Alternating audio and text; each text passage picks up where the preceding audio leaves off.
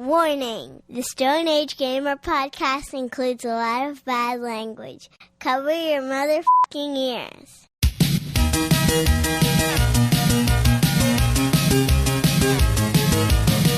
Good evening and welcome to the Stone Age Gamer podcast. I'm Kris Randazzo and joining me tonight is edible space pig Dan Ryan. Hi. All aboard the Cartoon Express. Dan and I were not talking about flowers. Dan and I watched another classic, use the word classic loosely, episode of Wing Commander, and it was, well, I'm honestly not really sure what to make of it. Good thing we're going to spend some time talking about it. Why is this show's voice cast so darn good? Don't make any uncharacteristically risky moves, because the Stone Age Gamer podcast starts now.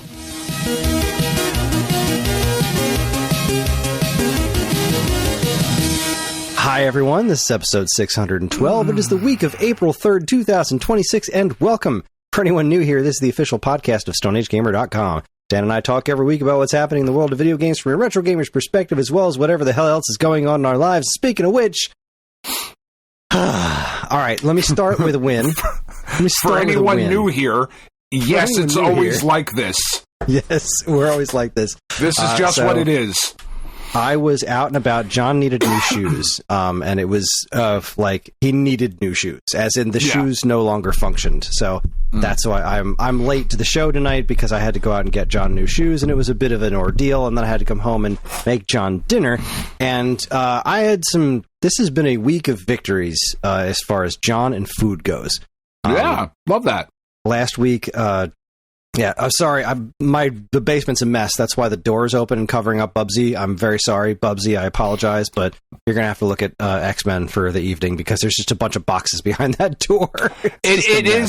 I was going to comment that there's a yellow thing on the pool table, you fucking slob. Jesus, Kris.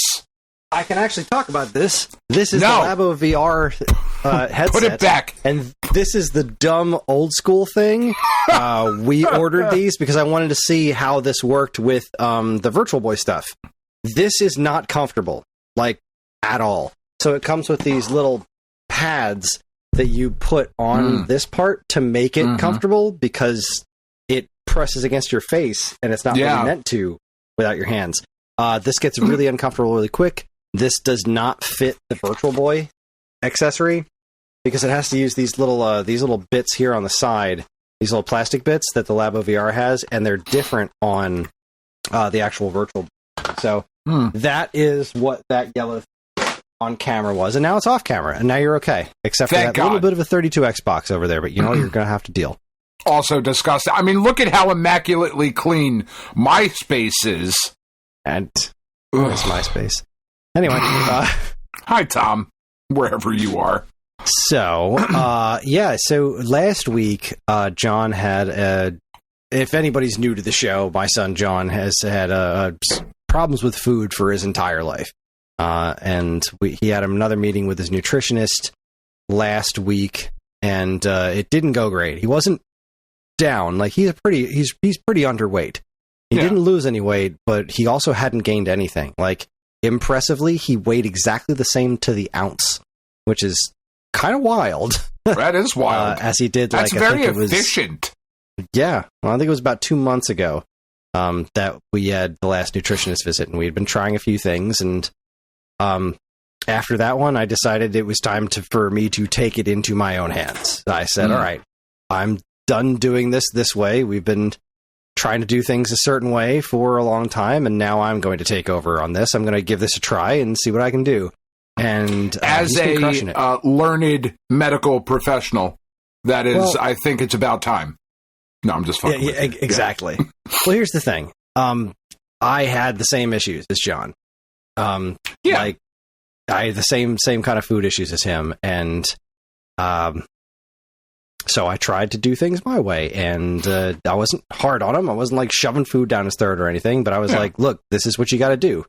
Like, I know it's not going to be something you're going to like, but if he can just get past a couple of bites, he's going to be all right. So typically speaking, for breakfast, John would have a single Eggo waffle with a tiny scraping of peanut butter on it, and then eat half peanut butter and jelly sandwich at school, maybe a granola bar, and then like 5 dino nuggets for dinner. And it's just not enough food. No, that's just not. Pediasure shakes that we've been trying to give him every night, but he absolutely hated them.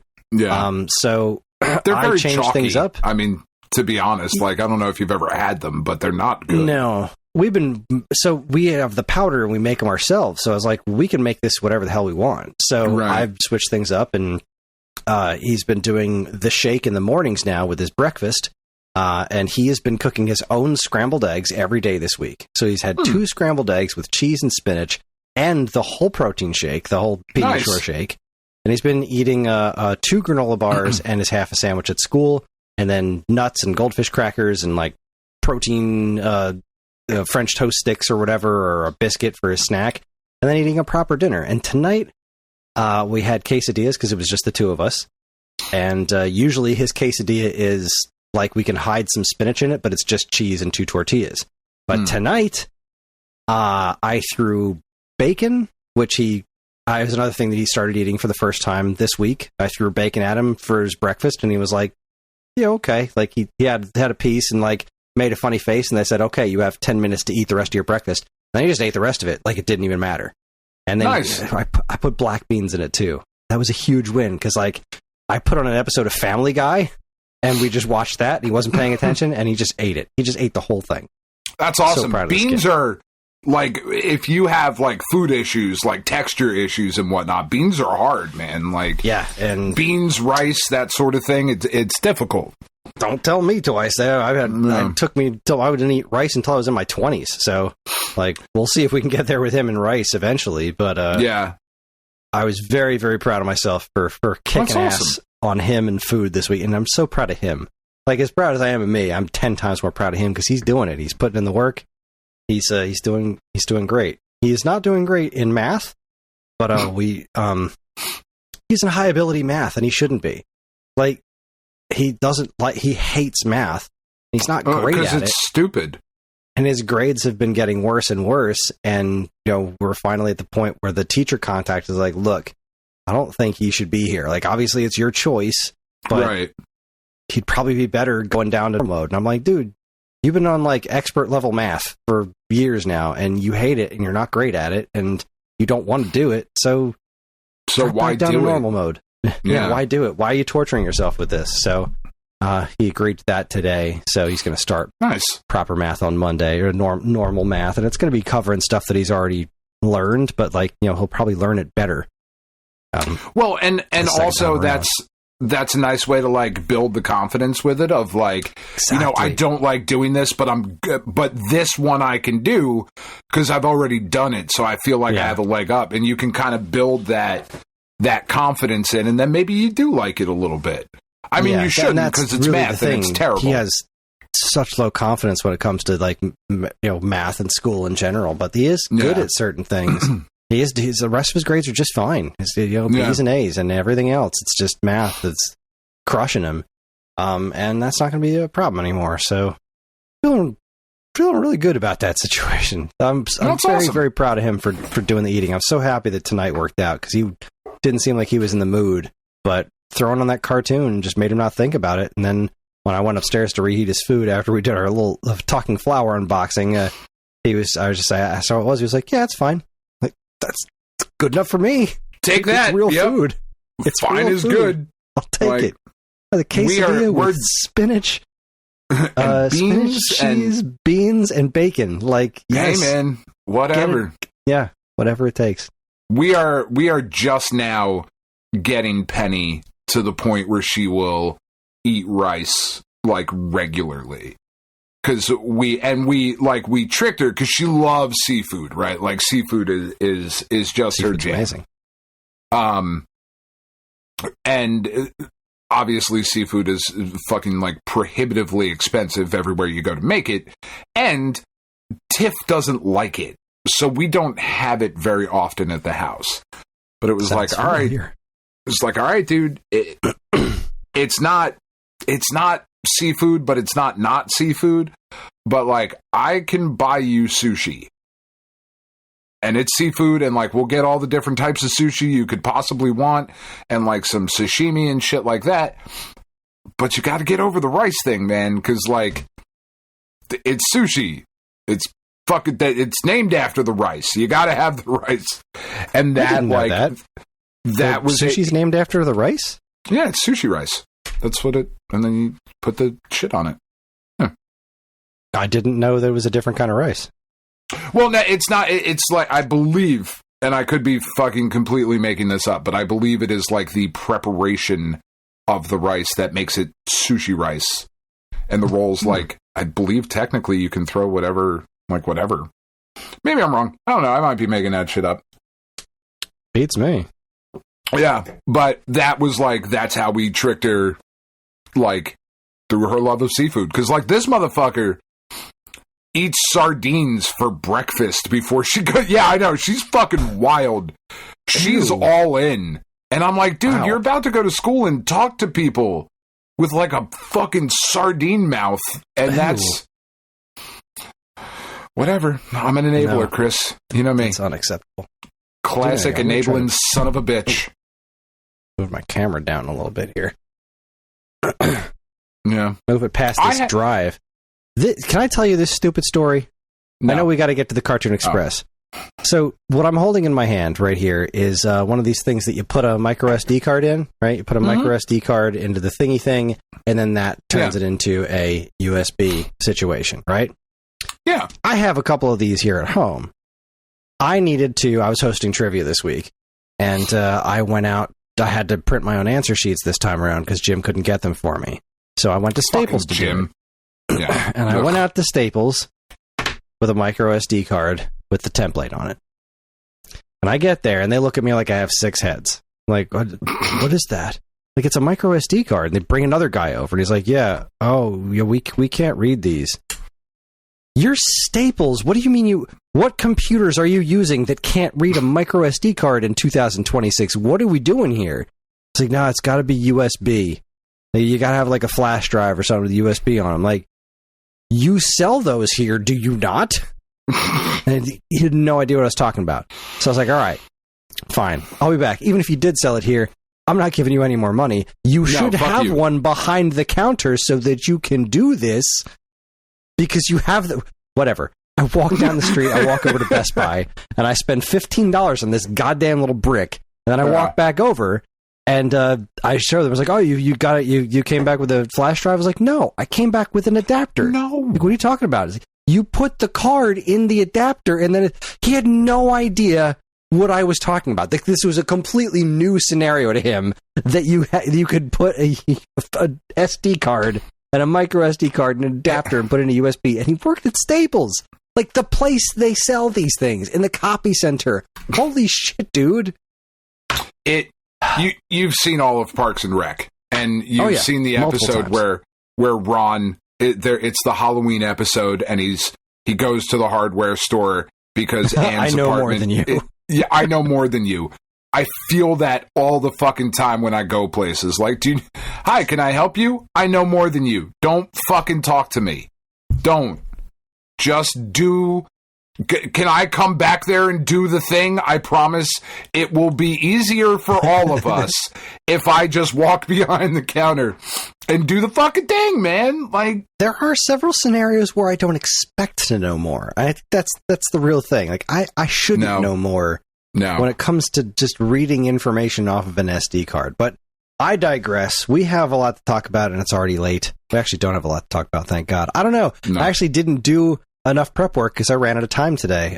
This was a very busy day, and I ran out of time, so we're gonna be doing week-old news on the fly. I don't know what you put anything in week-old news. I didn't know. I don't fucking do prep work. Ugh, that's what I have you for. Cool. I mean, I have all the articles saved, just not in a joint folder here. So we're just gonna fuck it. We'll do it live. We'll do it live.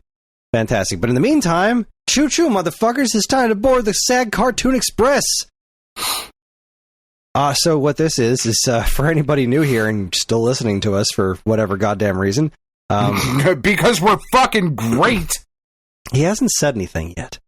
I know. So for all our audio listeners, I got the talking flower. And he's just been sitting here on my desk and he hasn't said anything. I wonder, well, he only says things like once or twice an hour, I think. Is what it said, but I'm going to press the button. As always, you're a wonder. Thanks, Flower. Lovely. He's fantastic. I'm so glad I got that. All right, so every month... I want to hit it with a hammer so hard. Like... Love him. I don't know why. So. That is not a normal reaction to have to that thing, but I want to fucking smash it. A talking flower toy for your home. Supports a bunch of different languages.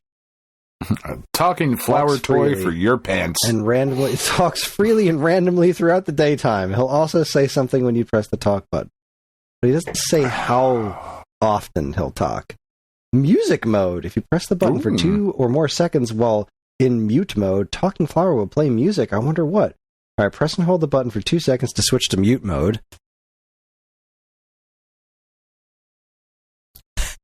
He said, I'll keep quiet for a while. Yeah, right, you will. Now, what music do you think Dirty he's little gonna play? flower.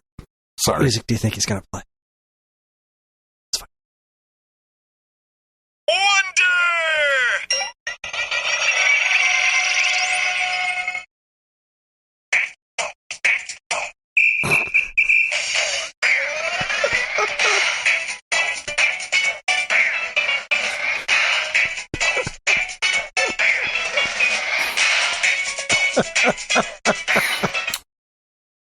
Okay. Not gonna lie, I was hoping it was gonna be Pink Pony Club. I was kind of, I wasn't, but now I wish I was. All right, so how do I stop this? How do I just get him back to... There's only one way, Chris, and you know how. You know what you have to do. It's the responsible thing. That was fun. Okay, I see. So when he plays music, and that's what's going to make him start talking again. All right, well, I guess that's just going to happen now again. It's a different song. Oh. That's fun. Is it Pink Pony Club? Back to the Cartoon Express while this is happening in the background. Every month, Dan and I watch a random cartoon based on a video game, and this month we landed on Wing Commander Academy, episode, I want to say 7? Yeah, let's say 7. Expendable. And boy, this was an interesting experience.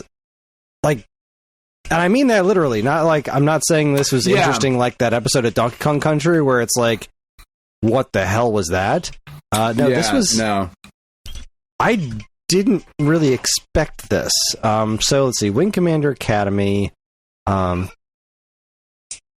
was fun, Talking Flower. Thank you again for all the music.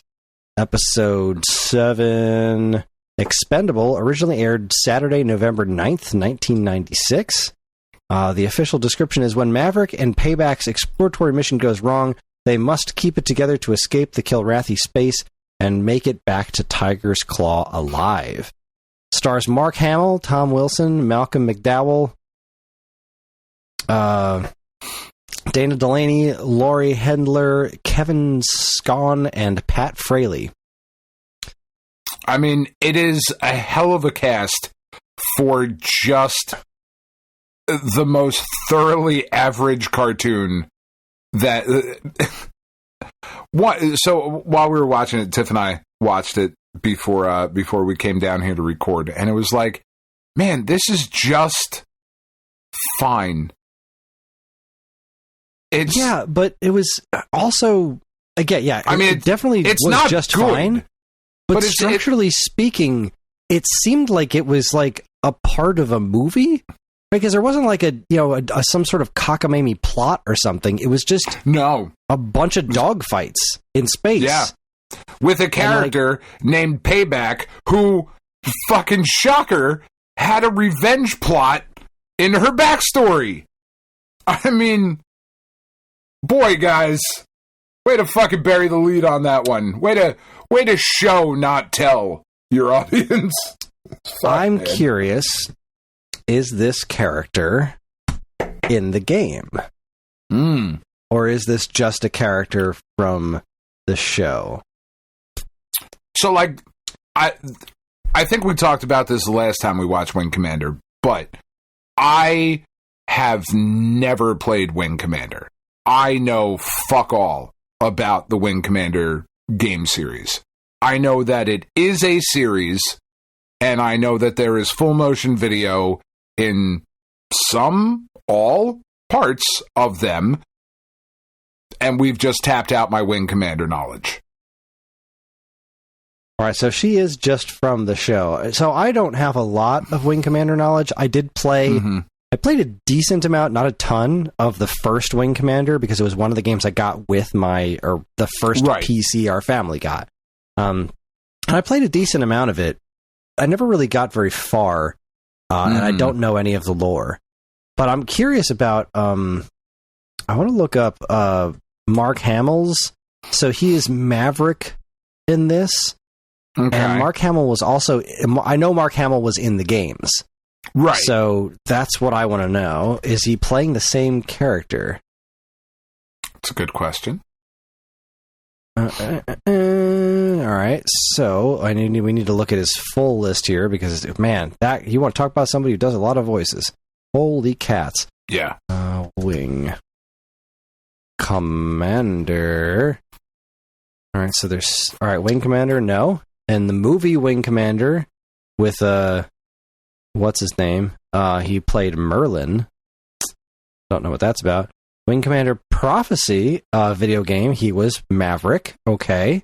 Wing Commander Academy. He was Maverick. Hold on. Yeah, Christopher Maverick Blair. Christopher Blair and Wing Commander 4, The Price of Freedom. Wing Commander 3, Heart of the Tiger. He's the same character. Look at that. Cool. So Mark Hamill was an actual character from the game and voiced him as well as played him in the game. That's pretty cool. So yeah, this was... Yeah, the writing was pretty hacky, but when you think about the other cartoons of this era that we've been watching, it wasn't that. No. And all the voice actors were taking it seriously enough so that it was I can't say that I was thoroughly entertained, but I wasn't so bored that I wanted to gouge my eyes out as some of the other things we've watched have been. This was a strange experience. It was, and part of it, one of the things that I think is frustrating about shows like this is that it's animated pretty well for the most part. Mm-hmm. And then you can really, when you know what you're looking for, and even sometimes when you don't know what you're looking for, I'm not trying to make it sound like I know all this shit about animation or whatever, but once you start to spot a couple of things, it becomes super duper obvious. Half, if not... You talking about the hair? No. I was going to say half, if not 3/4 of this entire episode is characters talking like this. Because if a character is talking like this, or the angle is up here and the fucking face is covered, or the character, right? You don't have to animate the mouth. Yeah, you don't know lip flapping. So, and that's a good chunk of this episode didn't have that. And then there were just certain parts of the episode where it was very clear that they stopped animating the ships and were just moving them on a background. They just kind of sank down. There was just some weird shit with that there was a coloring issue with the Kilrathi hair. The conversation where the Kilrathi they were having, they were too detailed and they couldn't maintain the consistency. So there would be one strand that was one color, but the strand when I say strand, it'd be this bar. So here's a bar that's this color and then this color, then this color. But every time the characters would move their heads, they couldn't keep track of which color was where, so their hair was constantly changing color every time a character moved their heads. It was really distracting. Yeah, it's it's not good. It's cheap. And what's weird is that it didn't look like cheap animation, but it was cheap, It was definitely budget animation. But it was trying not to be. I felt like everything about this show was like the other shows that was happening, but it was trying not to be. Yeah. And I guess I kind of respect that. the voice actors, they're all good, right? There were some decent names here. Yeah. Like friggin' Dana Delaney and Luke Skywalker, Mark Hamill. Like there's good stuff happening. Malcolm here. McDowell is McDowell. So that's all. They're all delivering this script with exactly the gravitas that those actors would bring to their to these roles, even though the writing wasn't like they elevated it. Not enough. No. Well, because then there's just some weird shit like the fucking why were the flight sticks like broom handles that were up under their chin? Sometimes, not always, because then they would cut, and this cockpit of the ship is now all of a sudden 5 times the fucking size of what it just was. And, like, when he shoots the torpedoes, there's, like, another lever. So, like, he's got the fucking shit all up in his mouth as he's fucking piloting. And he's holding it. He's holding it like he's working a dick. Like, he's really getting to it. A fucking big one, obviously, because he's got both hands on it. Fuck. This really is much better on the video podcast, kids. So he's fucking working the shaft, right? And then he stops for a second, and then he's holding this shit up here in front of his face, and he's like, hold on, let me get the torpedoes. And he, like, reaches down to another lever to like, what are we fucking doing? It was weird. It made no sense, Chris. Yeah, no, a lot of it didn't make a lot of sense, and yeah, I can't say that I liked it, but I can't say that I wasn't at least vaguely, I don't know if impressed is the right word, but I didn't hate it. Yeah, it was at least vaguely interesting. Fine. It was fine. Yeah, it was fine. It's just fine. And that is just one of the worst things you can possibly be, is just fine. You know? Well, I honestly don't have anything more to say about it. It was a show, and we watched it, and I'm curious what Real Wing Commander fans feel about this, but yeah, as we don't have access to any of them currently, where are we placing this?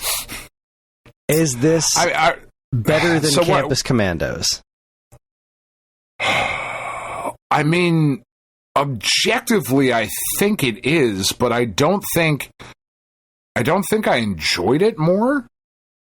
Like, I think the animation is probably like a step above. The voice cast is certainly more talented.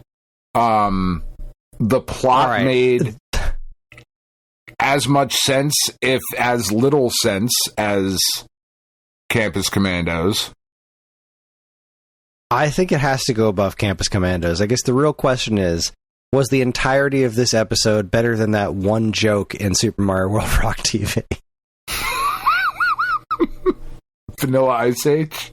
Yeah, because that's really that's what put Super Mario World above Mega Man last time. So that's really all it's got going for it. Was the entirety of this episode better than that? That joke is still better. The joke's still better. That brought me more joy than any of this other stuff has so far, if we're being honest. All right, that's fair. Right, and that's what we do. We just go off vibes here. So yeah, I'm not going to fight you on it. No. All right. Well, I guess we should let's see what the listeners had to say, because we do have a little bit of listener feedback on this. People found it on Daily Motion, and apparently there were a bunch of sound issues. Peachy McTwenty8 is talking about it right now. As a matter of fact, let's see. Pulsars are effectively just stars that spin very fast that point at Earth during their spin. They don't blink on and off. They're always on. Force Ghost dad guilt-tripping his son into having kids and firing his weapons while delusional? The Force is weird in this show. That part was weird. That part was weird, too. Where dad shows up and he was like, if you die, there will be no more fucking whatever. What is his family? No more Mavericks. No more Mavericks or whatever the fuck he says, yeah. That was weird. I think I was too distracted by whatever Dailymotion did to this poor video to give it a proper review. It seemed pretty good, with some believable reactions between characters. I even think, what's his name, Maverick, technically didn't lie at the end there too, which I thought he did when I first listened. Right, because he didn't say that, what's her name, Revenge or whatever the hell her name is. Payback. Revenge. Payback. Even that is a little bit on the nose for them. A little bit. I did, before you read more, the other thing I had a problem with. Yeah.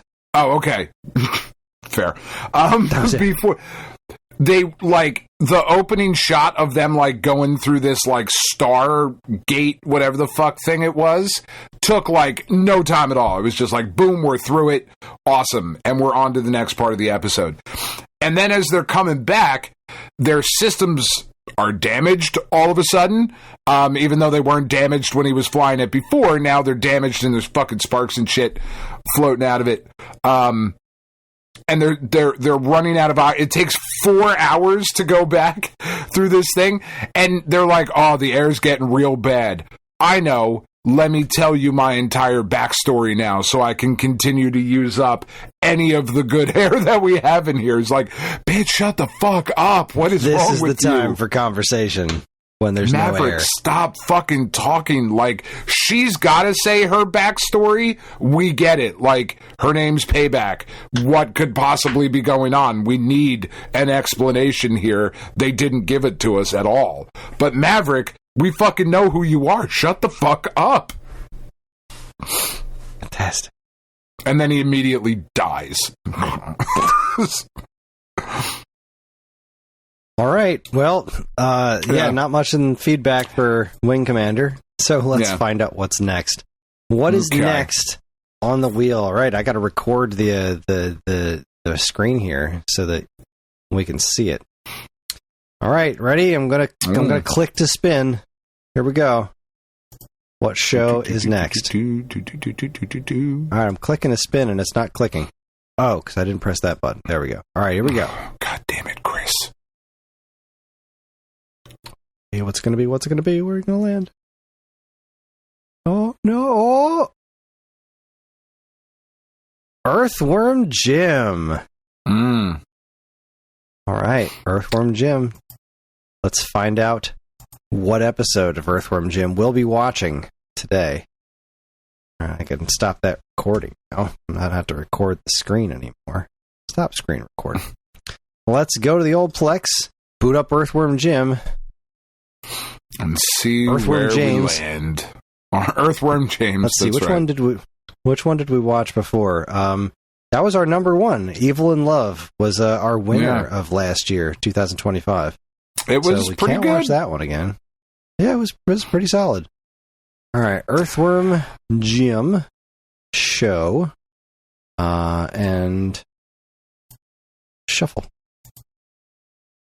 Okay, there we are. The next stop on the SAG Cartoon Express is Earthworm Jim Season 1, Episode 5, Conqueror Worm. Boy, it sounds Look forward great. to it. I'm excited. Sounds outstanding. I think I'm kind of surprised at this point. I think for longer term listeners of the show, I think we're all really just waiting for more Donkey Kong Country, and I'm almost wondering if we should not just do Donkey Kong Country like just a season watch through, you know? Look, because then you get stuff like the Mortal Kombat episode. Right? Yes, the Donkey Kong Country one was phenomenal, but other things have brought good conversation along with them. Wing Commander was not fair. But Earthworm Jim was pretty okay last time. This one, Jim's hero status is threatened when he is apparently caught on camera committing various crimes, but is an incident with a photocopier really to blame? Okay. Fantastic. Love it. Love everything about it. All right, everybody, we're going to take ourselves a quick break. When we come back, we're going to catch up with week-old news. You're listening to the Stone Age Gamer podcast from Geekade.com. Stick around.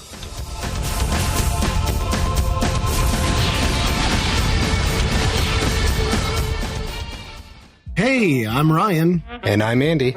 Neither of us are David Crane, but we are the hosts of David Crane's Amazing Movie Time. That's our monthly Geekade Patreon exclusive podcast that covers movies that are cult classics, weird, or just sometimes laughably bad. We ourselves have at least two of those qualities, so I guess it makes sense to hear what we think of those movies in retrospect. You can hear all that and more by becoming a Geekade Patreon supporter. And, as always, be kind, rewind.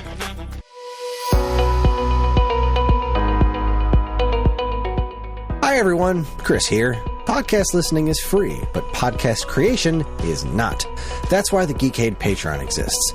In an effort to help us pay the bills, we've got a Patreon page set up where you can gain access to our monthly podcast topic schedule, get early access to many of our shows, and more. If you'd like to help support Geekade and keep these shows running week after week, head over to the Geekade Patreon page, linked in the show notes of this very podcast.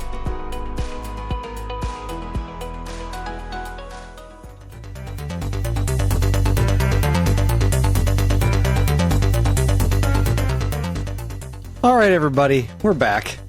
Yeah. I have had chocolate milk. Dan has had more beer. Oh, I'm waiting for the flower to say something. He's being the button, but it's 8:56. So yeah, theoretically, tease. within the next couple of minutes, it's going to tell me what time it is, and I guess I'll find out if it's even going to tell me the right time, which will be funny. And then I'm not going to touch it for the whole next hour and just see how many times it actually talks. Because I have to assume, like, whenever you press the button, it kind of resets its random talking timer, I would imagine. And we were pressing the button a bunch of times. But anyways, yeah, we're back. It was a fun break. We danced, we sang. We did. There was all of those things happened. A jamboree. It was a good time. We're both really tired. So that means it's time for my favorite segment, your favorite segment, everyone's favorite segment. Strap yourselves in for Week Old News. Welcome to Week Old News, where we talk about all the news that was new a week ago. And I'll kick things off here with a simple story. Go Nintendo reports. Picross S Konami Antiques Edition coming to Switch April 30th, 2026. I do not appreciate you referring to them as antiques. Fucking assholes. But it also looks great. We got Castlevania, we got Contra, we got Poppin' Twinbee, we got some Mystical Ninja, Goemon business, like some Gradius. This is wonderful. Pop your mom's Twinbee. Oh, dang. Jesus. Yeah, I like these flavored, cool. various flavored Picrosses. There was a Capcom one too, I think, and I never picked that one up. Or did I pick? I have the Sega one, and I'm not done with the Sega one yet. But the Sega one was very good.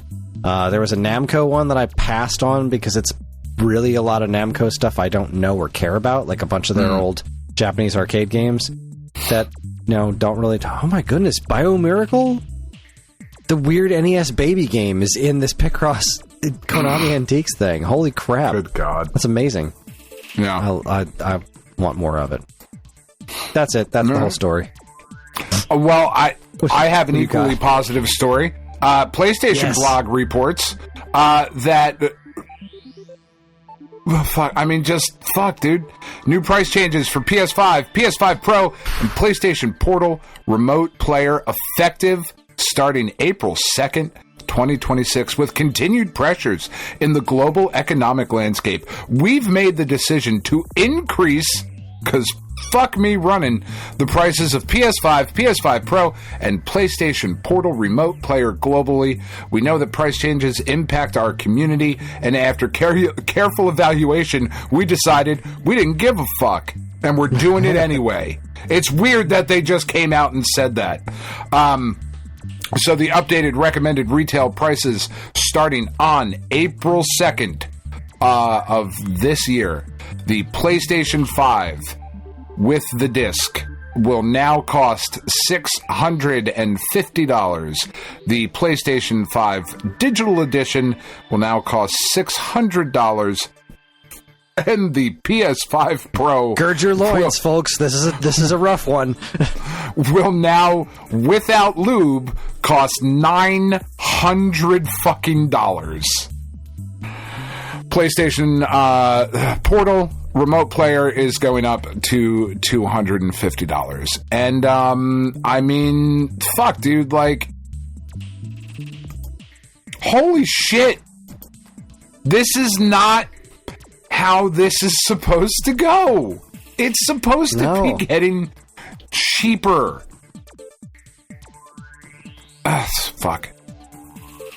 I gotta say, Microsoft and Nintendo have a real opportunity on their hands to do something crazy.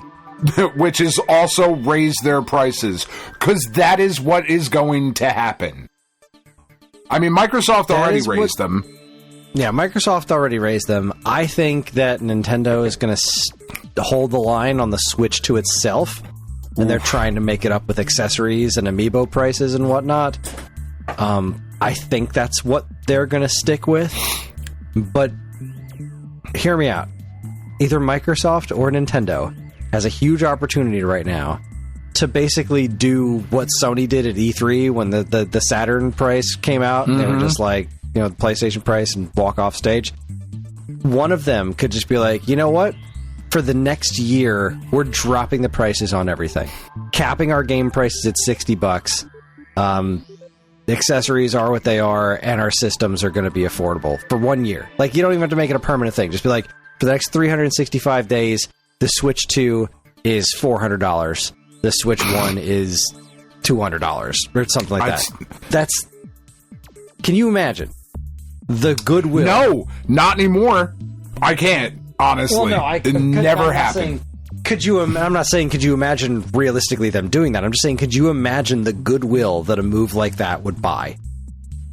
Especially with Microsoft. If Microsoft did that, they could effectively end this console generation and the next one on top.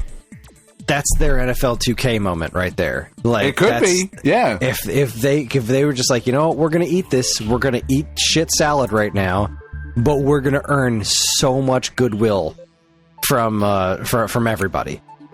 Like, we're gonna drop all of our prices, we're gonna take that hit, we're gonna, you know, a single one of our executives will take a slight pay cut so we can afford to do all a minuscule pay cut. A pay cut that they wouldn't even really notice this year because they notice. And the stock prices will more than make up for it. Mm-hmm. Yeah. You can only take 17 trips to Cabo this year. You fucking greedy fuck, piggy. Yeah. No, it would be so easy. It would be so easy to do that. Could you imagine if one of those companies just had the balls to get up and do that and say, you know what? Enough's enough. Video games should be fun for everybody. We're going to make them vaguely affordable. Because, like, you know, $400 still ain't nothing, but it's $500. And, you know, it's an investment. You wanted... God, can you imagine? That would be so insane. And it would buy them so, like, the amount of profit that they would make. Like, even if they're losing money on the systems, the amount of games that they would sell, the amount of overall long-term profit that they would earn from just doing it for a year. You can say, like, look, after a year, we need to reevaluate our prices, but for 1 year, we're going to make everything affordable. That would be insane. It would be. Yeah.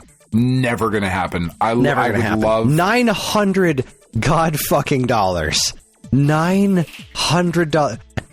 What on the PlayStation 5 is worth $900? So, like, this is one of the reasons I never got into PC gaming, because buying a PC is an expensive thing. Now consoles are catching up. Yeah, and like it because I had started over the last couple of months I'd started considering getting a PS5 Pro. Because I've had the 5 basically since launch, since you guys got it for me, which was so great and so awesome, and I've loved it. And there's still really nothing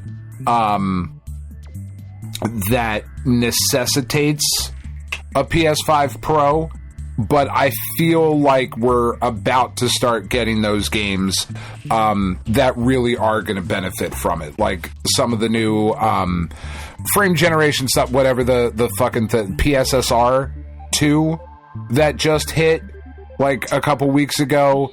That seems to have been doing some really cool stuff. That's only a PS5 Pro thing. So I had started like considering some of that. But this effectively, no. I mean, $900 is just absurd. It's absurd. It is completely absurd. I heartily agree. I also realized that this thing was set to 9 a.m. It still didn't say anything at 9 o'clock. But it's 9:05 now. Well, we'll stick with that. You know what? I'm going to change this to like 4 p.m. so that it finishes off when I'm done with work. I still can't believe it didn't say anything when 9 o'clock rolled around. Yeah, I must have done something wrong. I think I may have had him on mute or something. Who knows? All right. What else you got? This flower is bringing me joy. Let's see. Because I'm going to keep shitting on PlayStation for a little bit, so you let me know what else you got. Let's see if I can shit on PlayStation a little. No, I'm just going to keep working up from the bottom. I've got another wonderful piece of good news. Time Extension reports, quote, let's see how this goes. Mega Man 2 could soon be getting the proper SNES upgrade we've all been waiting for. Mm-hmm. This is a lovely story. This brings me just infidelity. Right? This is an infidelity thing? Yeah. Infidelity revealed the news on social media this past weekend, announcing that he is aiming to implement proper 16-bit graphics and true SPC 700 soundtrack to create his own custom Super NES game, something he's been hoping to do ever since December 2022. He's going to do a full Super Nintendo version of Mega Man 2. Not just like making the NES game run on Super Nintendo, but like upgrade the graphics, upgrade the sound. Not full on. He said, infinitely notes in the announcement, this won't be a copy-paste of Wily Wars for the Mega Drive, which featured its own 16-bit port of Mega Man 2, but will instead include entirely custom graphics drawn by an artist or assets taken from the Super NES titles Mega Man 7 or Mega Man X. The hope is to include multi-BG layers and parallax horizontal scrolling, as well as the usual quality of life features people expect from his ports with the LRXA buttons. I can't wait to see what happens. Yes, please. Infidelity's work's been great so far. Yeah. But like a real proper 16-bit version of Mega Man 2. Yes, please. Because look, I like the Wily Wars version, but it's really freaking weird. Yeah.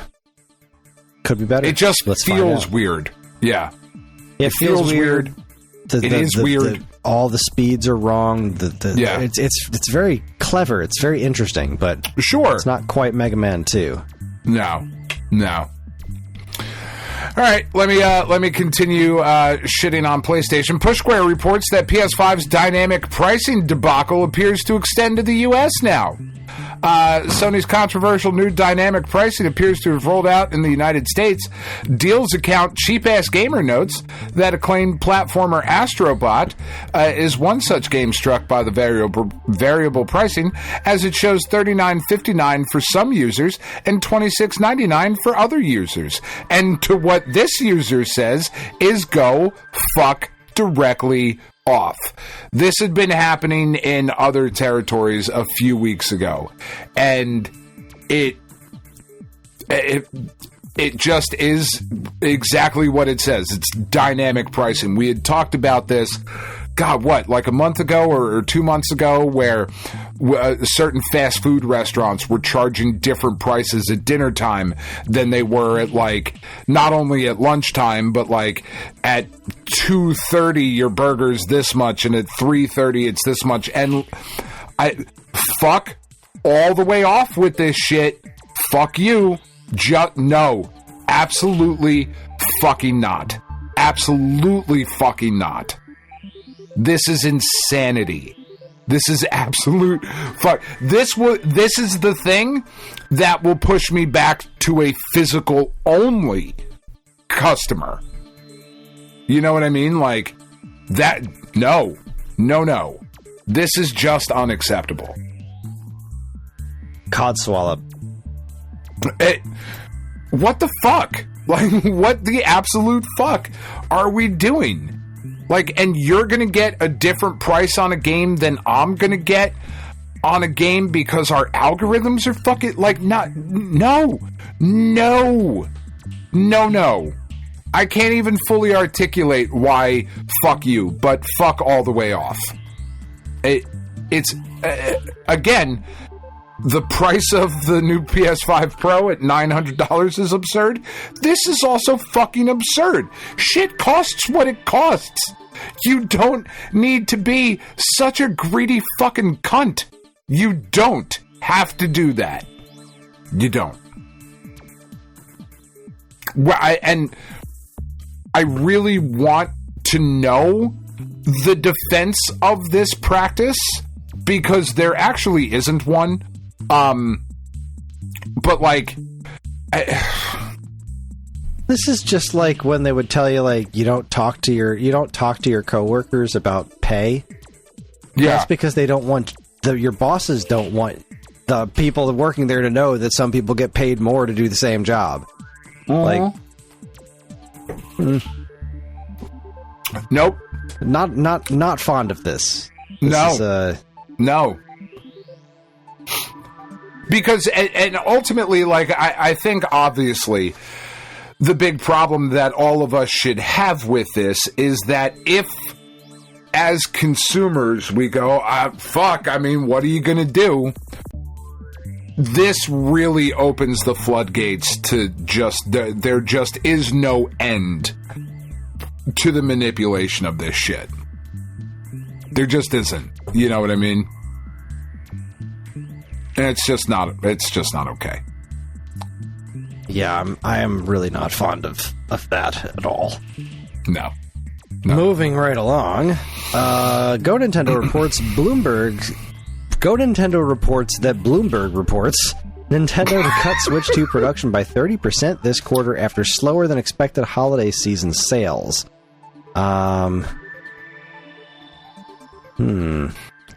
Okay, let's see. There's a couple of updates that they've said. Nintendo has shared a comment with Goldman Sachs concerning the Bloomberg report, stating that it was a merely speculative article and, quote, not the company's official stance.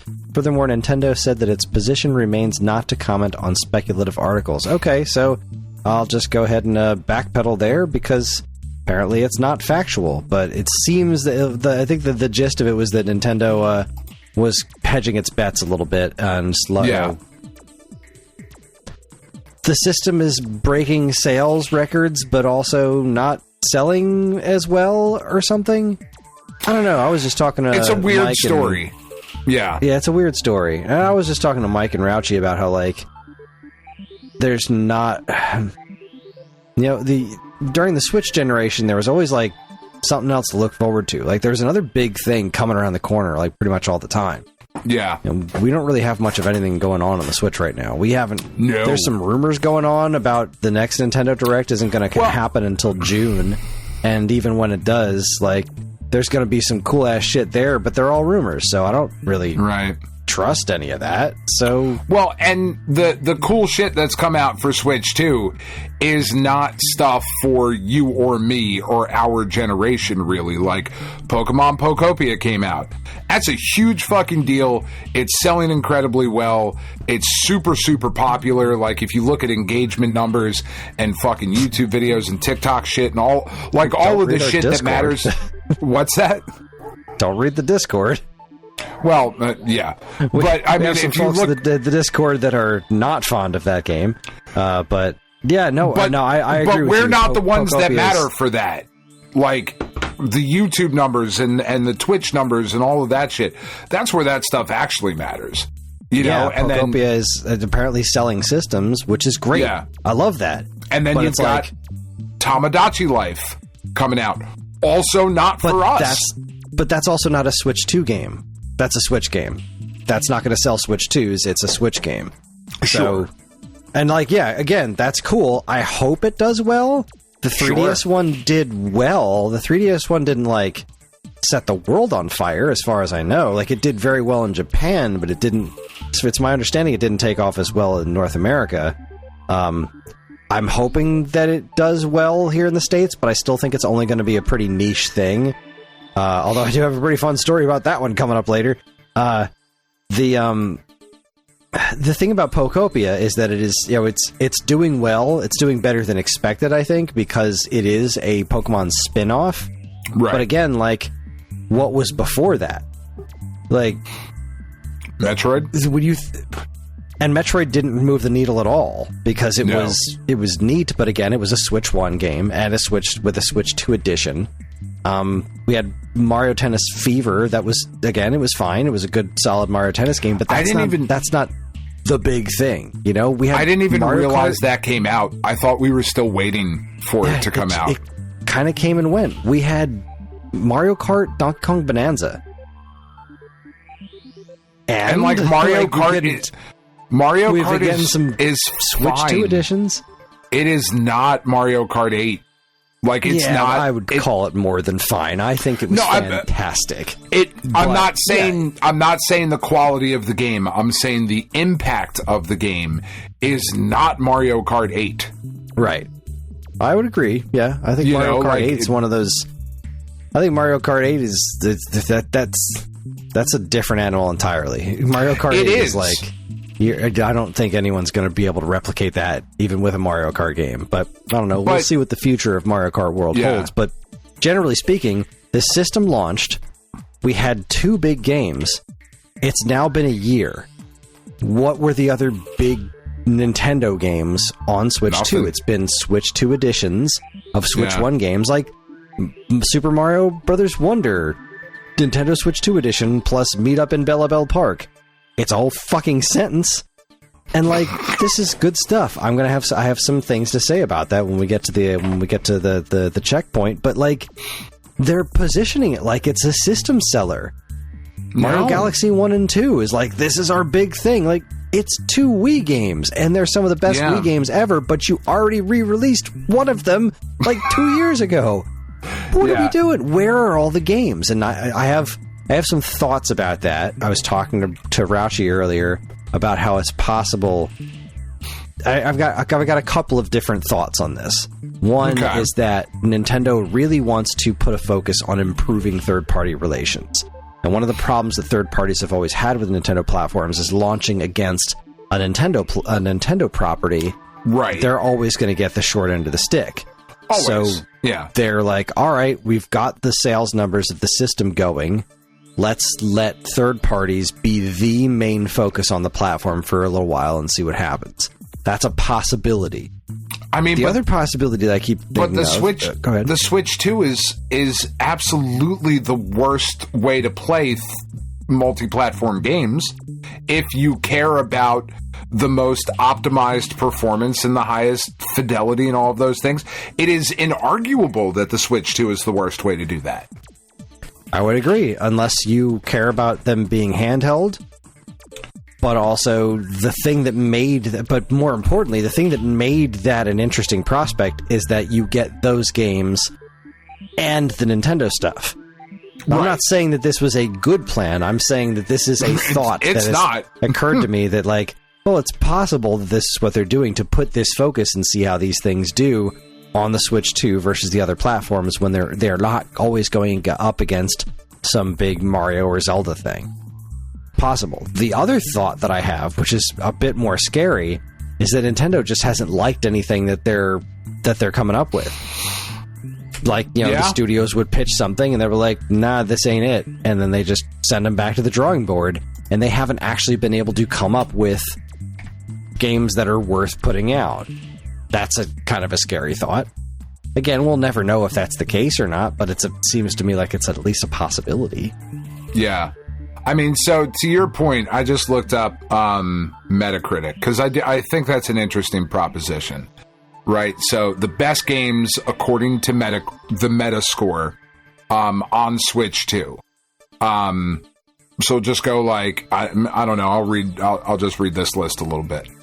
So we've got Legend of Zelda, Tears of the Kingdom. Yeah, Tears of the Kingdom, Nintendo Switch 2 edition.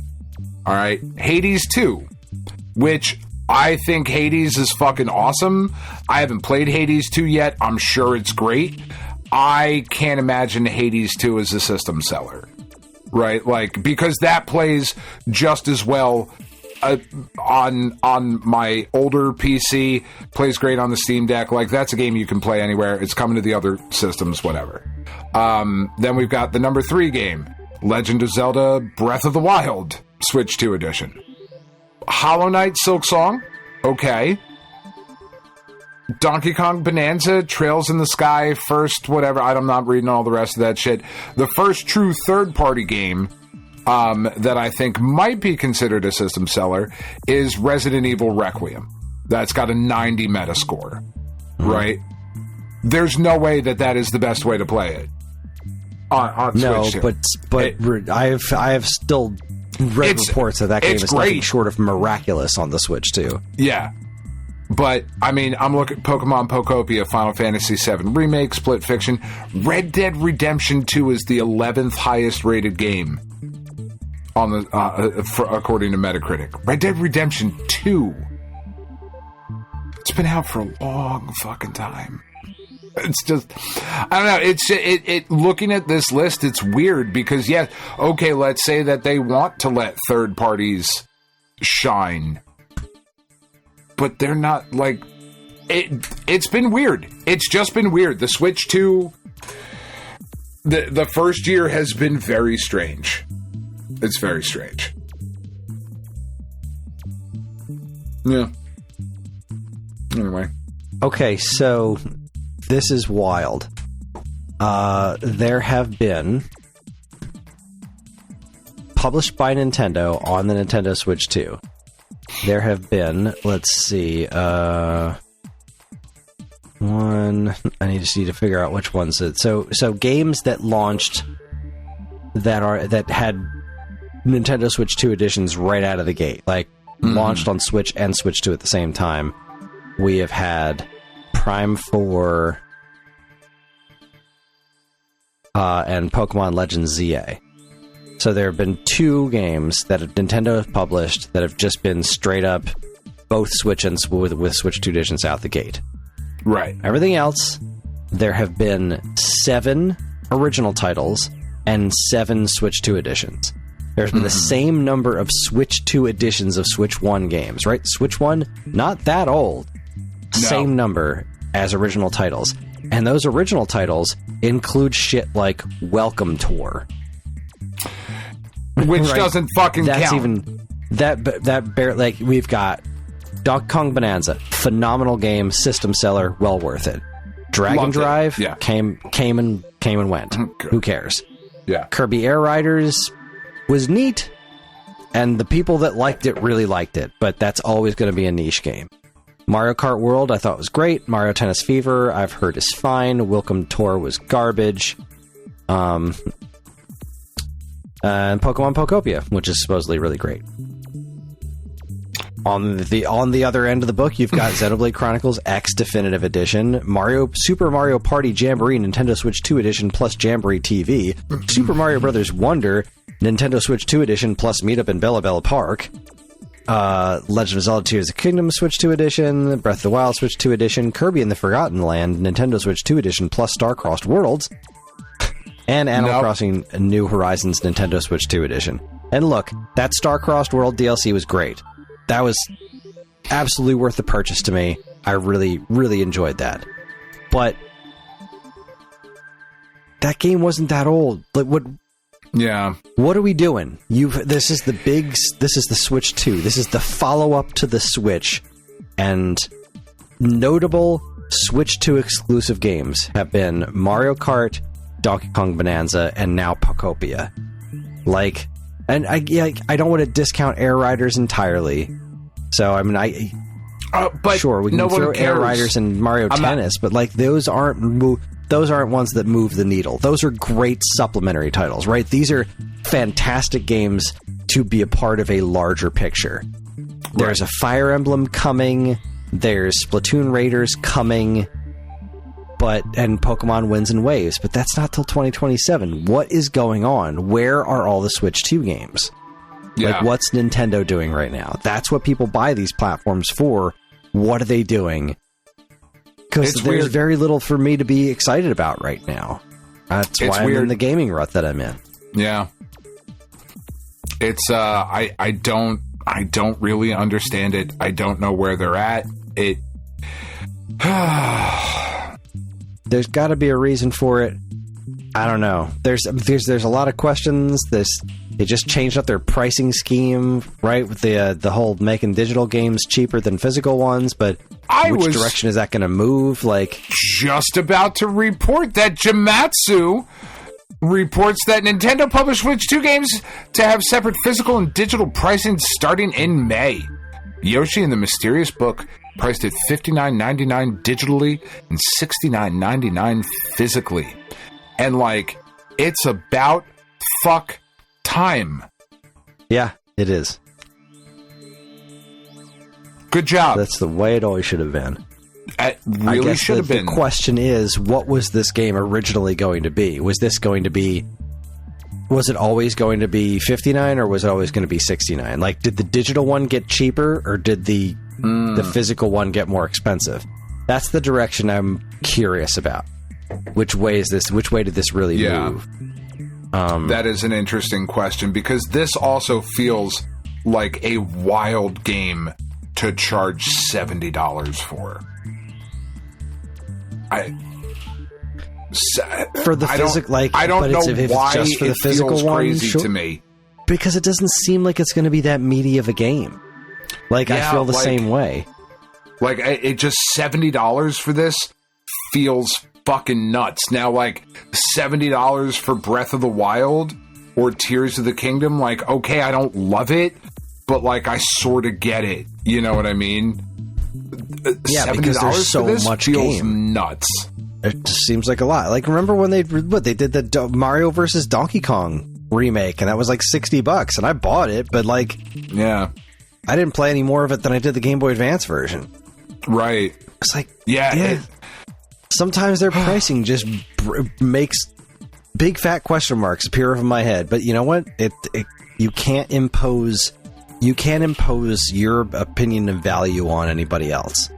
No, you're right. You're absolutely right. I don't think that's going to be worth it, and I'm probably not going to buy it at that price. But other people might. Like, other people definitely are. I bought that stupid Mario 3D All-Stars at full price, and it was worth it to me. So it's going to be... there's going to be a lot of decisions need to be made on these value propositions on a personal level, and they're going to become more and more divisive because it's going to be a little less obvious, like, no, this is just a great deal, let's get it. As these prices continue to change and continue to rise, and companies keep testing what they can and can't get away with as far as pricing is concerned. Yeah. And everything feels gross now. Everything feels like, well, all right, how much can we get out of you for this? Well, how about, like, you remember back when games just cost what they cost, and then... Right. This is what a game cost. And, like, it's fucking crazy to me, because, like, I look at the price of that Yoshi game, right? And I know it's not exactly comparable because I'm buying Steam games, and Steam always has crazy sales, and I'm buying shit after the fact and whatever. But this week, during the Steam Spring Sale, I got, for Roddy for his birthday, I got Sonic Racing Cross Worlds. Okay? I also got the Séance of Blake Manor, which we'll talk about a little bit later, Lorelei and the Laser Eyes, Iron Lung, and Mini Shoot Adventures. I got those 5 games for $79. That's for $10 more. Pretty solid deal. For $10 more than what Yoshi is going to cost, I got those 5 fucking games. Now, Iron Lung is like a 5-minute game, right? Obviously. I know that. But Mini Shoot Adventures, Lorelei and the Laser Eyes, fucking Sonic Racing Cross Worlds, the Séance of Blake Manor. That is insane when you just look at what you can actually get other places. And then you see, like, because there is that, like, that first party Nintendo thing where, you know, as we've talked about a ton of times here, of, like, they don't devalue their brands, and they certainly shouldn't, and whatever, but it also shouldn't be $70 fucking dollars. That's nuts. Yeah, they're gas is over $4 a like, gallon again, with no end in sight, and you're going to charge cost me $70 for Yoshi? Today. Like, how much? $80. Yeah, $78. I drive a fucking Subaru, and it was $50 to fill up my tank. I drive the fucking flagship lesbian vehicle, and it was fucking $50.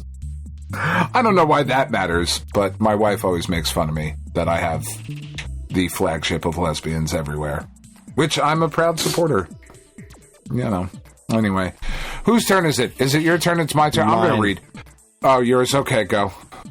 Acclaimed arcade racer Horizon Chase. It's literally the one I have on my screen. From Switch eShop, Nintendo Life reports, as a result of Epic's layoffs. Look. So let's see. The reason, according to this article, while not stated, Aquarius was acquired by Epic Games in 2023. So we and many others assume that today's layoff announcement has affected this small Brazilian developer. The layoff announcement we're talking about is Epic Games cuts over 1,000 jobs weeks after raising Fortnite V-Bucks prices, plus $500 million in cost cutting. Their fucking quote was, "We're spending significantly more than we're making." Then you're fucking doing something wrong. Because you're making all of the money. How are you fucking this up?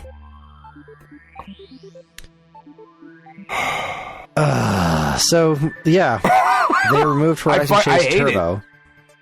Horizon Chase 2 will still be available. So, it seems like the notion is that they want people to buy Horizon Chase 2, which isn't as good as Horizon Chase 1. Right. And it's had this problems. Is such a shame. As Horizon Chase Turbo is one of our favorite racing games on Switch. We give it a 9 and a 10 back in 2018 with extremely favorable comparisons to Outrun. This will likely mean the DLC will also be unavailable after June 1st. So if you want some arcade racing from the experts, you'll have to turn to Horizon Chase 2, which we didn't love as much. Yeah, I didn't love it as much either. I never finished it. I could not put down Horizon Chase Turbo.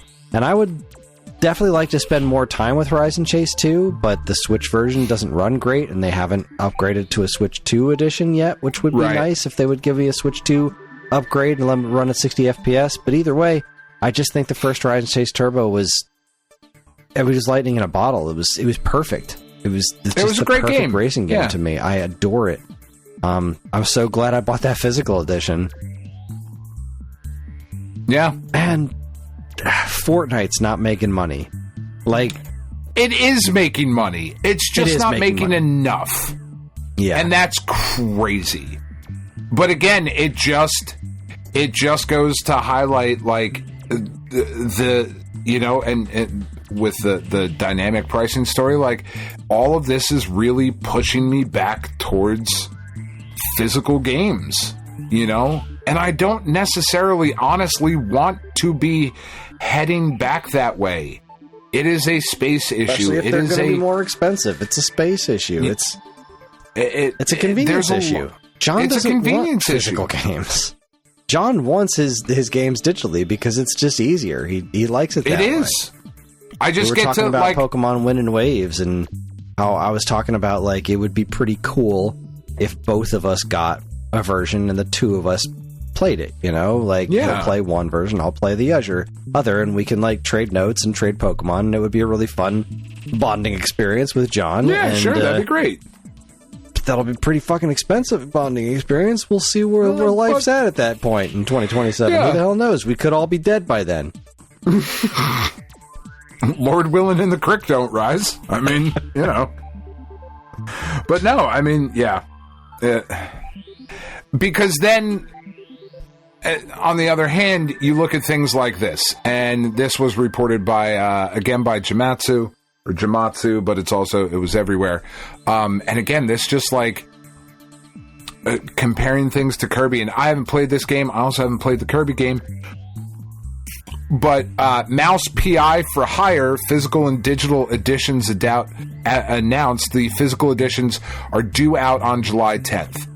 So Playside Publishing and developer Fumi Games have detailed physical and digital editions for the noir cartoon-inspired first-person shooter Mouse PI for Hire, which is a game I very, very much want to pick up and play. The physical editions, right? So check this out. So $30 for PlayStation 5, $40 for Switch 2. Will get you a copy of the game. The full game will be on card for Switch 2. Now, for the Deluxe Mouseburg Edition, for $50 for PlayStation 5 and Xbox Series and PC, and $60 for Switch 2. You get a copy of the game, and again, these are physical, so a copy of the game or a Steam code in a box for PC, full game on card for Switch 2, a 7-inch vinyl record with 4 tracks from the official game soundtrack, a double-sided poster, a printed Mouse PI for Hire comic book, including 2 sticker sheets, 33 Mouseburg baseball trading cards inspired by the in-game minigame, 3 premium Mouseburg postcards. That is for $50. You get all that shit. And for $70, you get Yoshi. It just seems like a fucking wild proposition to me, you know? Like, there's just some really crazy things going on with pricing right now. And maybe this Mouse PI for Hire game sucks. Like, maybe it doesn't look and it's not as cool as it looks, right? And it's not as fun and it's broken. I don't think that's the case. I think it's going to be fucking dope, and I'm really excited about it, and all of those things. But maybe it sucks. But that's a pretty sweet deal for $50 fucking dollars. You know what I mean? Yeah. You get a fucking record, you get baseball cards, you get all types of shit. Because guess what? It can actually be done that way. It can. Shockingly enough. I thought it was cool. I want it. I'm going to buy it. I only have one more after that, by the way. Oh, God, I have like 13. Oh, God. All right. I'll skip a bunch. Okay. This one just makes me happy. I'll do this one real quick. Nerdist reports, Disney pulls out of OpenAI deal amid Sora shutdown. Yeah, good. Fuck you. Exactly. Love it. Don't do that shit. Fuck you, Disney, for even considering it in the first place. That was a terrifying deal we talked about in the show ages ago, where they're going to be like, yeah, we'll just let you use our characters and then make AI slop, and we'll put it on Disney+. But now Sora's going bye-bye. So, yeah, I'm glad that crashed and burned, because... I lied. I have 2 more. Let's see. We talked about the Mega Man 2 announcement. Speaking of Mega Man... Noisy Pixel reports that a Mega Man Dr. Wily comic has been announced by Udon. They've done a bunch of Mega Man comics previously, so Capcom and Udon Entertainment have announced that a book written by Tavis Maiden, artwork by Ryan Jampol, Dr. Wily #1, is currently planned to be released on June 17th, 2026. It's got a bunch of different cover variations. It appears that it is going to be a standalone comic, like just this issue. One shot. Yeah, but that's cool. There's a Dr. Wily book coming out. I'll tell you what's cool. Go Nintendo reports 1989 Friday the 13th NES game gets fan-made Game Boy Color revamp. What? Sure. Yeah, somebody decided that NES game, they liked it enough to reimagine it for Game Boy Color. I wonder... what happened to the Oneaters? Enhanced classic gameplay based on the International original game, but adapted and optimized for Game Boy Color with smoother, more precise controls. A new trading system. I almost wonder if they took a similar approach to this as like that Jaws game, where they took because the Friday the 13th was an interesting NES game that ultimately didn't really work out, but it was kind of cool. And it's also not nearly as bad as it's made out to be. Right? Very similar to Jaws. Mm-hmm. It's not good. Putting it on Game Boy Color was certainly a choice, but people really love the Game Boy Color, so I just thought it was a neat project. I love when these things happen. Yeah, that's really cool. I like that. What else you got? What else you got? You got another one? Go ahead. Oh, I got my new mouse has a different scroll feel. It's weird. I got to figure that out. Not a news story, but just a thing that I just noticed. Because I really want to pick up the Marvel Maximum Collection. Right, I'm thinking about picking that up this weekend. Right, only because I want to play the X-Men game with my family. I don't really... I need to have that physically. Just because I want the X-Men arcade game on a physical thing. Absolutely, as do I, for all of the reasons we just talked about, but this is one of the fucking things that just drives me absolutely fucking banana sandwich with limited run games. That game came out today. The digital edition is out right now for $30 of the Marvel Maximum Collection, or $40, whatever the fuck it is. I think it's $30 digitally. But the PS5 Marvel Maximum Collection physical is in pre-production status, and the estimated shipping date is between October 1st and December 31st. And it doesn't even say what year. So, like, were you guys surprised that it was coming out? Because I don't feel like, as the publisher of the game, you should be surprised that it is indeed releasing. Here's my thought about that. There's DLC coming.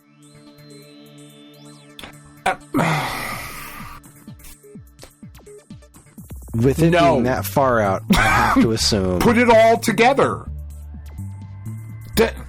Stop fucking double-dipping on shit, you fucking assholes. Because the other games that are included in here are not good. Like, make no mistake, I am spending this money for the X-Men arcade game. I do not give a shit. I give a little bit of a shit about Captain America and the Avengers. I like that the arcade version is included in there. Spider-Man and Venom Maximum Carnage. Spider-Man and Venom Maximum Carnage is fine. It's not good. If ever there was an LGN game in need of the Jaws treatment, it's fucking that one. Venom, Spider-Man, Separation... 25? Fine. Right? Yeah, 25 on the eShop. Spider-Man X-Men Arcade's Revenge for Super Nintendo, Genesis, and Game Gear. That game's fucking garbage. It's awful. Silver Surfer. Great soundtrack, I like that game. Sure. Silver Surfer, I like that game. I think that's a fun game. It's really fucking hard.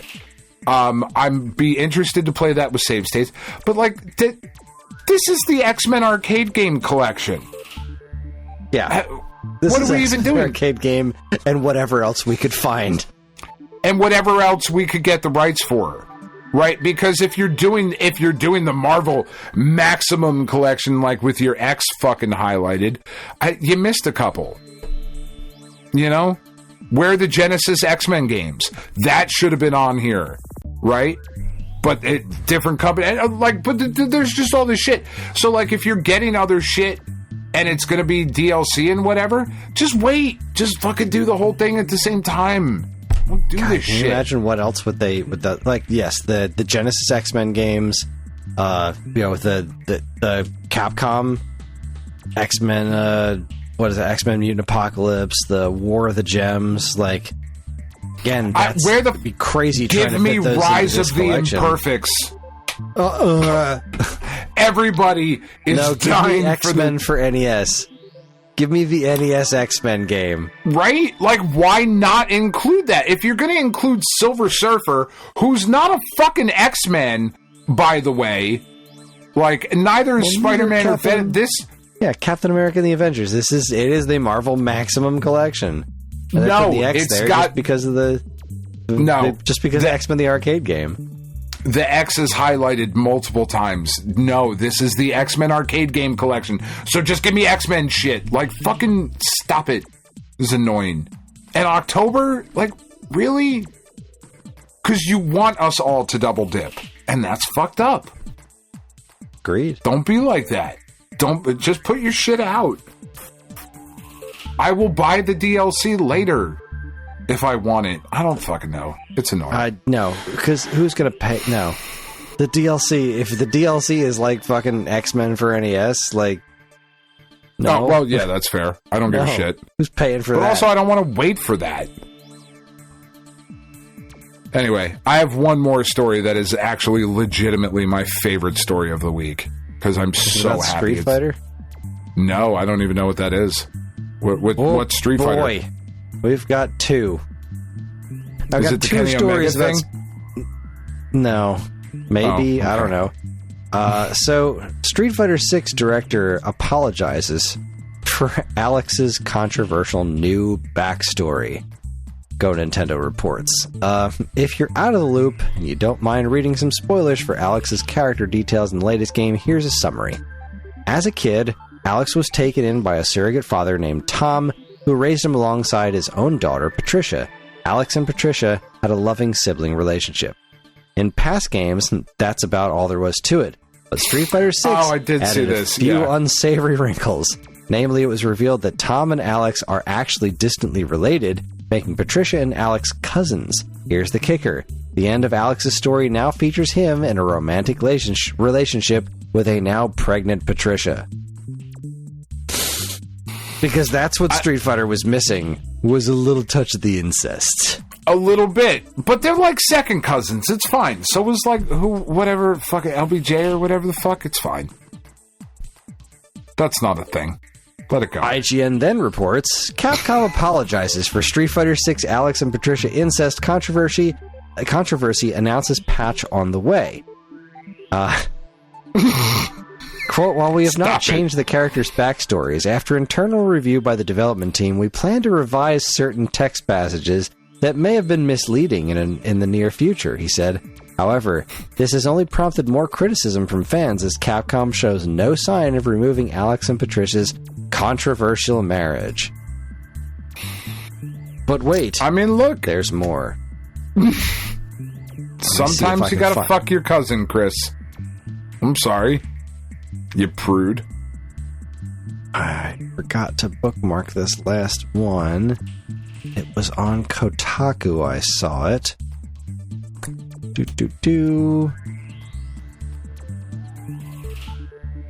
Show all. Let's see here. Can't have been that old, because I just poked it earlier today. Alright. Kotaku reports the Street Fighter 6 incest storyline saga just got worse somehow. I really don't know what Capcom is trying to do here. Alongside the announcement of future patch, Capcom released a short story called A Toast Between Fathers that focuses on Tom, Patricia's father and Alex's first cousin, once removed adoptive father, reflecting on the two's relationship growing up, which was very much a sibling relationship. When I first read the story, I remarked that I didn't know how it was supposed to help the situation, as it just solidified that this whole thing is pretty fucking weird.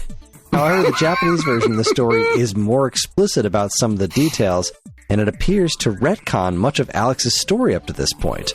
A translation posted on Reddit shows that the Japanese language version of the story lays out many of the same details as the English version. Tom sits at a bar and imagines talking about Patricia and Alex's relationship with Alex's deceased dad. According to the old Street Fighter lore, Tom is the cousin of Alex's mother and was notably close with his father as a sparring partner.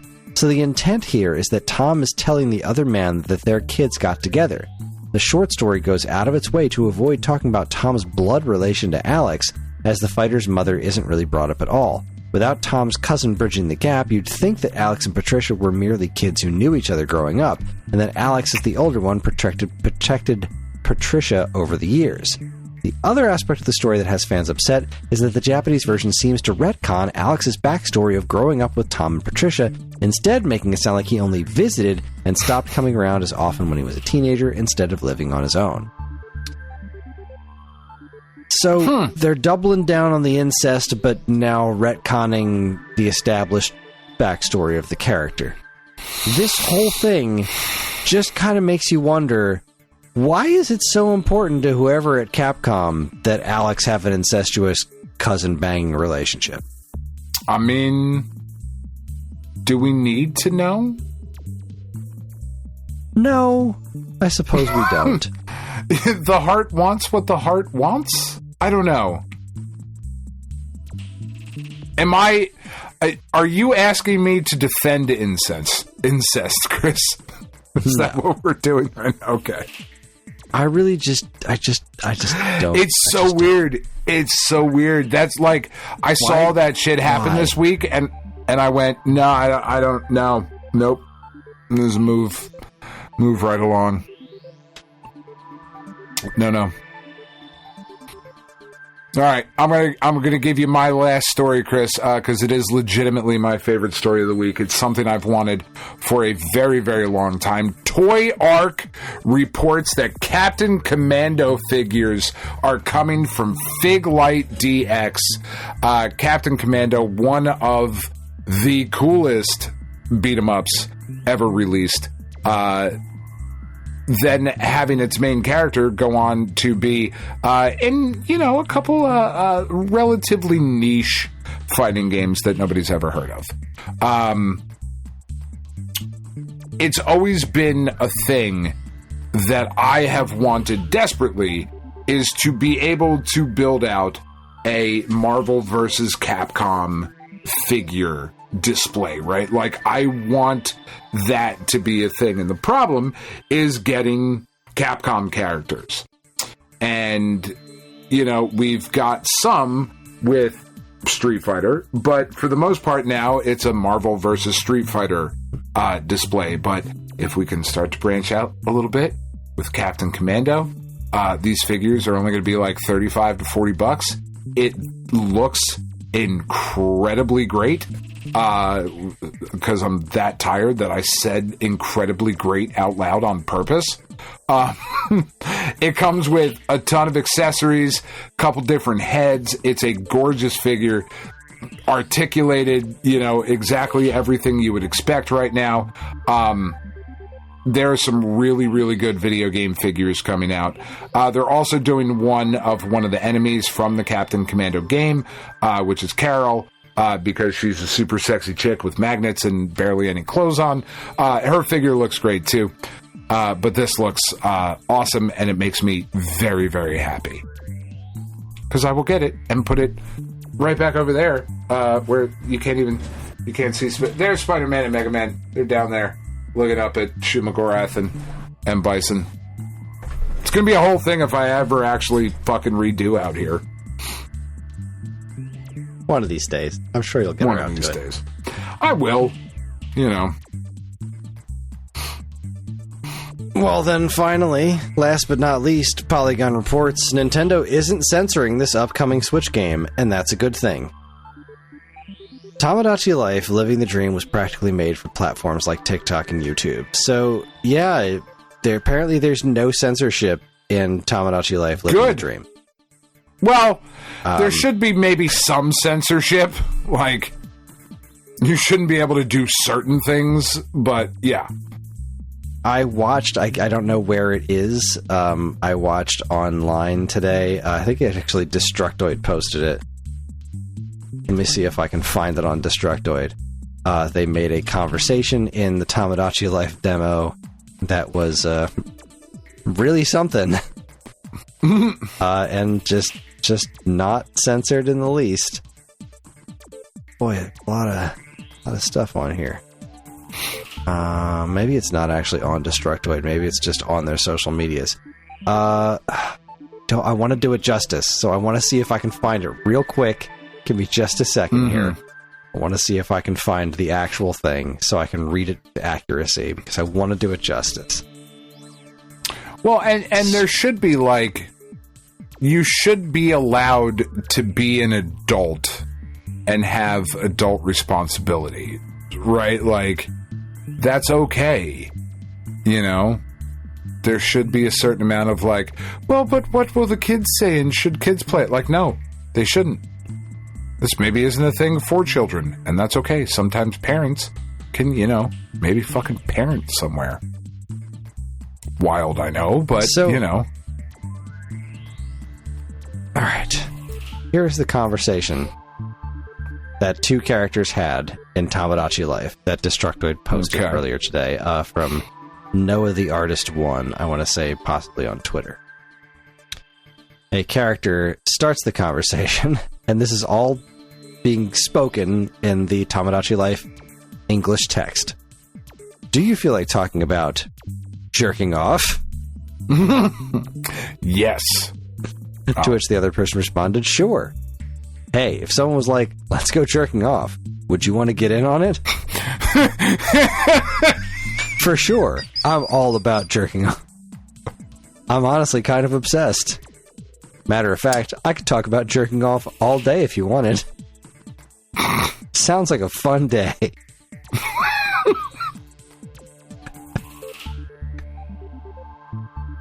And you know what? Wow. Fantastic. Fantastic. That's, is that supposed to be between, like, two humans? Yeah, two human dudes. Just standing outside in a park. What's up, man? You fucking jerk off, I jerk off. You want to talk about it? I like to bite my arm while I do it because I like it to hurt a little bit.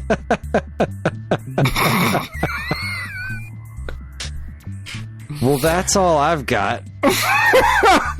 That's a hell of a place to end. I ended on something bringing me joy, and you ended on, something bringing you joy.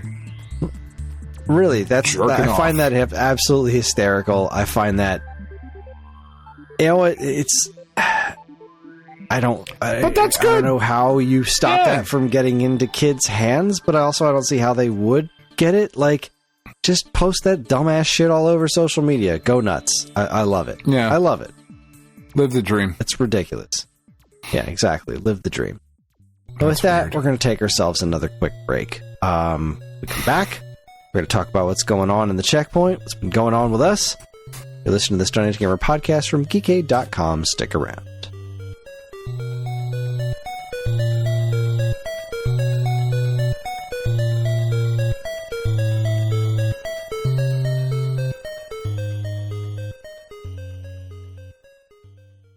Do you miss the days when you'd get a fresh issue of Nintendo Power in the mail every month? It was stacked with reviews, previews, and all manner of cool new stuff about the world of Nintendo, and it even came with a free poster. Well, you don't have to miss those days anymore because Nintendo Force is here. Functioning as a spiritual successor to Nintendo's classic magazine, Nintendo Force is staffed with top-notch writing talent, and me for some reason, to deliver fresh new reviews, previews, and more right to your door every other month. And yes, posters are still included, except ours are double-sided. So if you want the thrill of learning all about the world of Nintendo in physical format, head on over to NintendoForceMagazine.com and learn all about it. Nintendo Force Magazine, the force of Nintendo fans.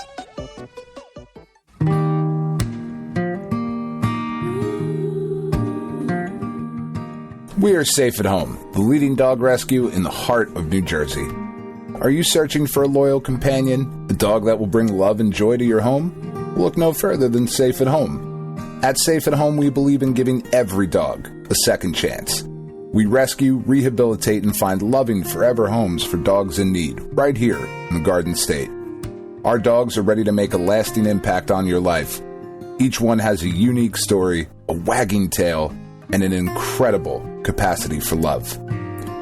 When you adopt from Safe at Home, you're not just gaining a pet, you're becoming a part of our family. Our dedicated team ensures a seamless adoption process, providing ongoing support and guidance. With New Jersey's beautiful parks, beaches, and trails, you and your new furry friend will have endless opportunities for adventures and cherished memories. Safe at Home relies on the support of compassionate individuals like you. Your donations and volunteer work enable us to continue saving lives and finding forever homes for these amazing dogs. Join us in creating a safer, happier community for dogs in New Jersey. Together we can make a difference and give every dog the chance to feel safe at home. Visit our website or call us now to learn about how you can be a part of the Safe at Home mission. Safe at Home, because every dog deserves to be loved and protected. www.safeathomerescue.org.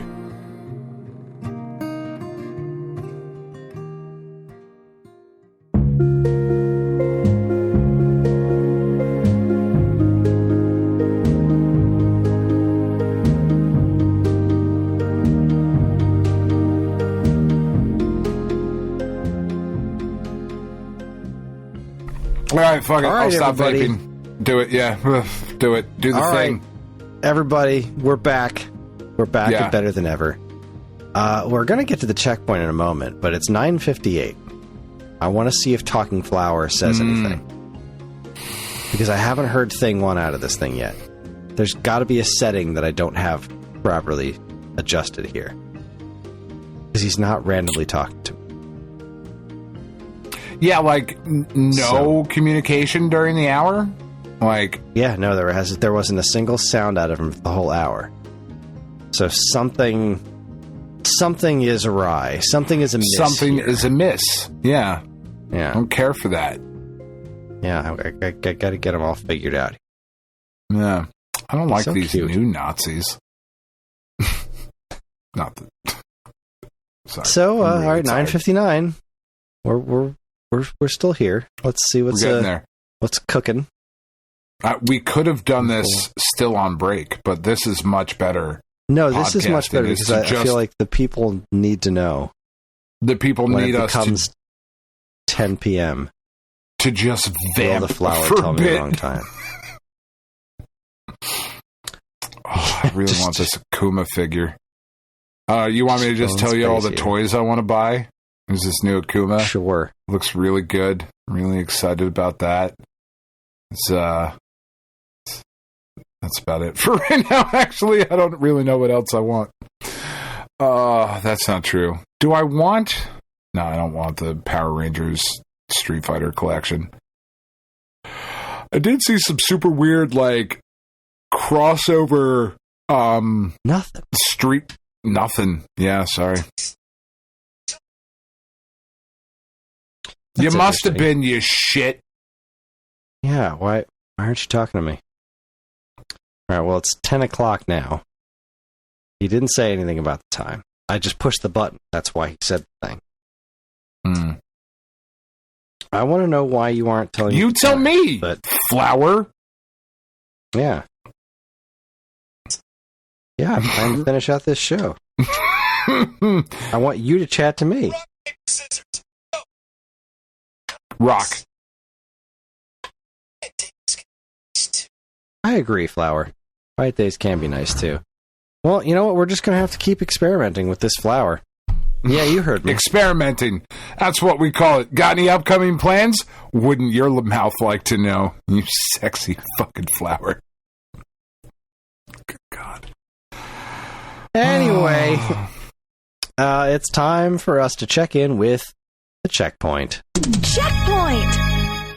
With Chris's This is where- OnlyFans. This is where Dan and I talk about what we've been up to, and I've been up to this flower. Is what I'm up to. Yeah, I bought the stinking flower earlier. I talked about a bunch of that at the top of the episode. I don't have a ton going on. I talked last week how I was really enjoying One Piece. We finished season 1. It was great. Yesterday was a really nice afternoon. Yesterday, I had a really good time. Yesterday was a beautiful day outside. I was feeling real good about the whole John and food thing. Gambler hit really well, which was nice. Hadn't done that in a little while. Love that. Phillies opening day. Love that. The Phillies won opening day. It was a really fun game to watch because they just crushed it all up until the 9th inning when I was sure they were going to blow it. They had 5-0 lead all the way to the 9th inning, and then all of a sudden it was like 5-2, and they were inching ever closer, and they closed it. They sealed the deal, but that was a little bit of something. But yeah, Phillies won. that, and then right afterwards, the Flyers played, and they won. Flyers are refusing to be completely out of the running for the playoffs. Like, they are playing, they are trying, and they're not in great shape for the playoffs. No. But they're doing pretty well. They're trying. They could theoretically not make it. And I like that. And it was a good game. It was a good game, and they won soundly. They trounced the other team, and that was really fun. And we watched the season finale of One Piece, which was really nice. And it was a good day. It was a good day yesterday. That is a good day. I didn't do a whole heck of a lot. I played a little bit more Yoshi's Island, which was fun. I did get a recommendation in the Discord. I want to say it was from Trashman, but let me double check just to be sure. Should have checked this before. Yes. Trashman recommended a game called Tents and Trees. And yeah, I saw that. Might I yet again recommend Tents and Trees? I don't remember this being recommended before, but I bought it. It was on sale, and it's great. I have put some time into this game because it's a really interesting take on Picross, and I love it, and Karen loves it too. It just hit all the right boxes. So it's a grid like in Picross, right? You got the numbers on the top and the side. And in the grid, there are a certain number of trees, and every tree has one tent next to it, but the tents can't be next to each other. You just have to use the numbers on the top and the side to figure out where the tents go. It's a very simple premise. It works extremely well. The music is very nice and relaxing. It is a very, very fun, addictive game. And the other, so I loved that, and then I picked up the Bellabel Park DLC for Super Mario Brothers Wonder, and I have a lot to unpack here. We played the multiplayer stuff, which is exactly what I thought it was going to be. It's very fun if you've got people to play it with. The four of us played it last night. I had a hoot. Ellie did not have as much of a hoot because she wasn't as good at the games, and Karen didn't have a great time either. But me and John had a blast. So if you are good at platformers, or at least decent at platformers, it's really solid, fun multiplayer stuff. What I was most interested in is the single-player additional content. And I'm very curious how this plays out in the actual game, like if you start from the get-go. Because like I loaded up my save file, and I already have everything unlocked. I beat the whole game. So now I'm going back to all the different areas and fighting the Koopa Kids. What this does is it solves the one major problem I had with Super Mario Brothers Wonder was it just had weak-ass boss battles. And what this is doing is it brings you basically a bunch of these Koopa Kid boss battles with like new versions of a couple of stages, and then you fight the Koopa Kids with all these wacky magic Wonder Flower things. And I did the first one, which was pretty cool. Against Wendy, and I haven't tried the second one yet because I just haven't had any time. But I wonder if you start a new game, if you have to go at it world by world, like if they unlock as you go, because if it does, then that fundamentally changes the structure of the game to have good boss battles throughout, instead of then you beat the whole game and then you go back and get to do these good boss battles. Yeah. So I'm curious how that actually plays out. I haven't started over a save file yet. I'd like to, because I really loved Wonder, and I want to play through it again. I've been kind of itching to do that lately. But I knew this DLC was coming out, so I didn't do it yet. So I'm looking forward to seeing how that actually plays out, because the first boss battle was genuinely interesting and fun. And as long as they all continue that process of being at least decent, not like amazing, super hard, crazy, challenging boss battles, but good, well thought out, fun, like the Yoshi's Island bosses. Like, they're not super hard, but they're fun. That's what I want. And that was really all Wonder was missing, because Wonder's boss battles were completely forgettable or just nonsensical when you get to like the ship and you just run right and then press a button or some nonsense like that. Yeah. It was the one weak point of that game. And this theoretically solves that problem, which I think is wonderful. I don't know if it's worth the money. Me being the Mario whore that I am, I went and bought it anyway. I think it was like $25 or something like that. Like, that's a lot for a couple of boss battles. It's a little. It's a lot for DLC and some multiplayer shit. Yeah, not great, but I've been impressed with it so far. So I really want to spend more time with it. I'm hoping I have more time this week, because this week was a rough one.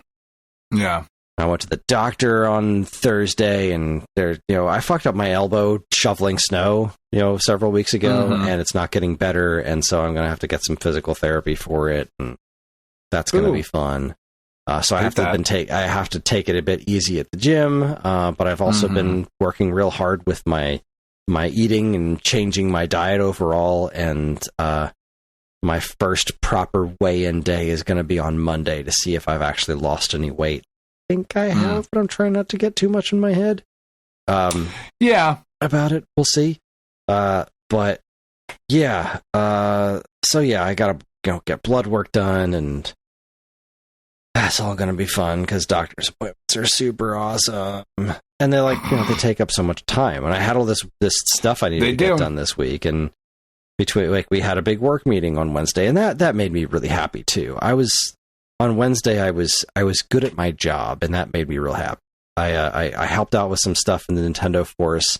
I had a lot of good contributions to some conversations, and then with Stone Age Gamer, I was involved in talks about what we want to do with certain aspects of the website, and that felt really good. And I felt like I contributed to it and had some good ideas, and that just made me feel real good. So that's awesome. It was a pretty solid week overall. I really liked watching baseball. Man, I missed baseball. Just the sound of it, just having it on. Baseball's great, man. It's what I've always said about it, right? Baseball's a conversation. Football's a shouting match. You know what I mean? Football's a fight. It's a yelling match. Baseball's a conversation that you have, and there's something because opening day for the Yankees was on Wednesday. It was the only game that was played on Wednesday. That was the Netflix one, right?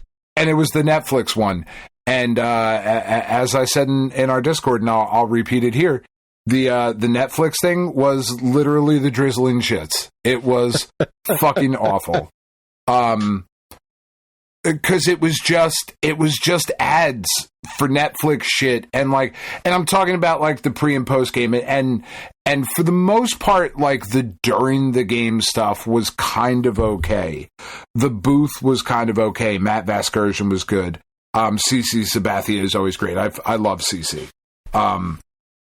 I think he's super fun to listen to, but I always find it interesting how people fuck this kind of thing up, because yes, you always hear the excuse well, this is Netflix, this is their first regular season game. Yeah, okay, sure, but they've seen other baseball games broadcast before, so for the first ABS challenge of the baseball year, and by nature of what it is, the first official ABS challenge in a Major League Baseball game in history, you missed it because you're doing a profile and interviewing and talking to the fucking manager of the San Francisco Giants.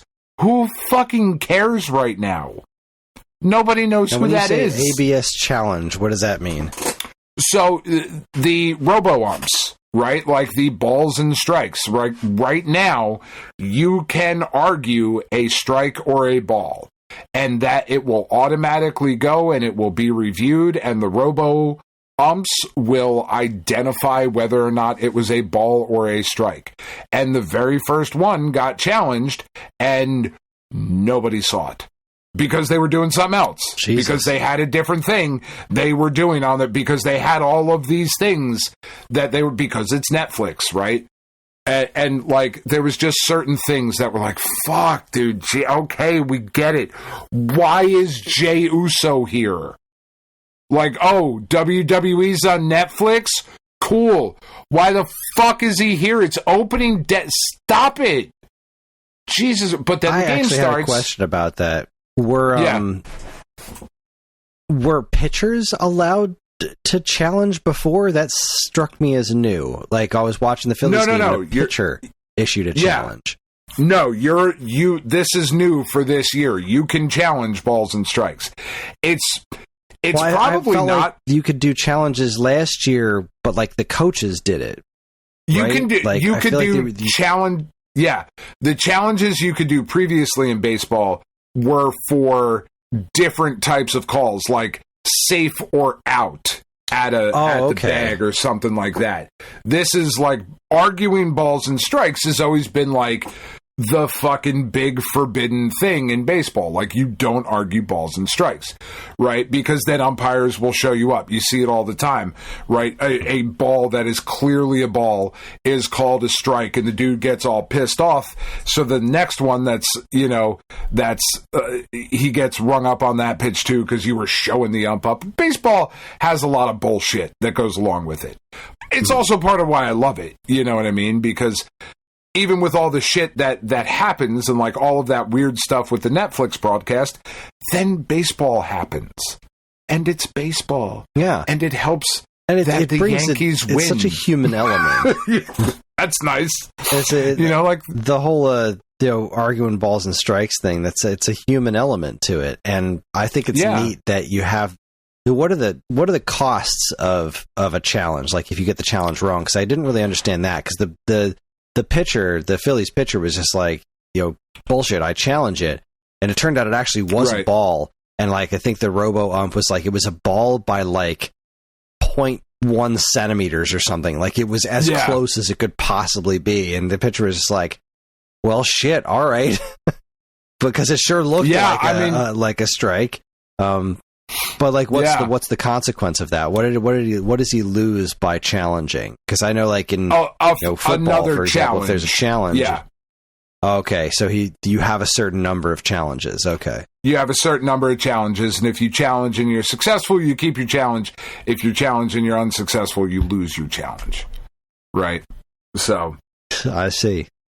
Yeah, but it was interesting. It was great.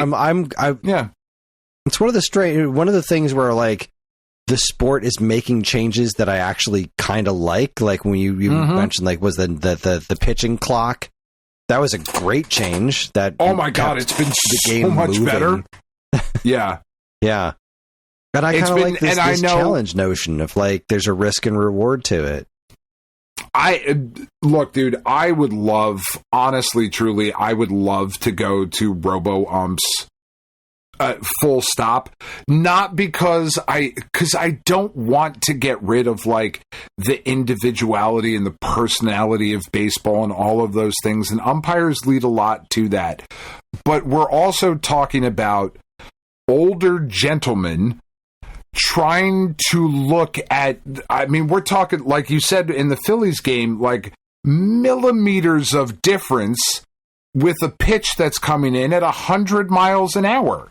That's a really hard job, right? And most of the time they're right, which is fucking incredible. Most of the time the umpires are right. Right. But also, there's a way to do this right every time. And I don't see why that's a bad thing. I think because I, at least from my perspective, I think the trickery is part of the game, right? You want to throw something. You don't want to throw a strike per se. You want to throw a ball that looks like a strike. Absolutely.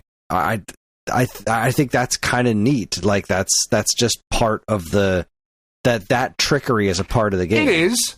It's like and fighting you would still in have hockey. that, like, though.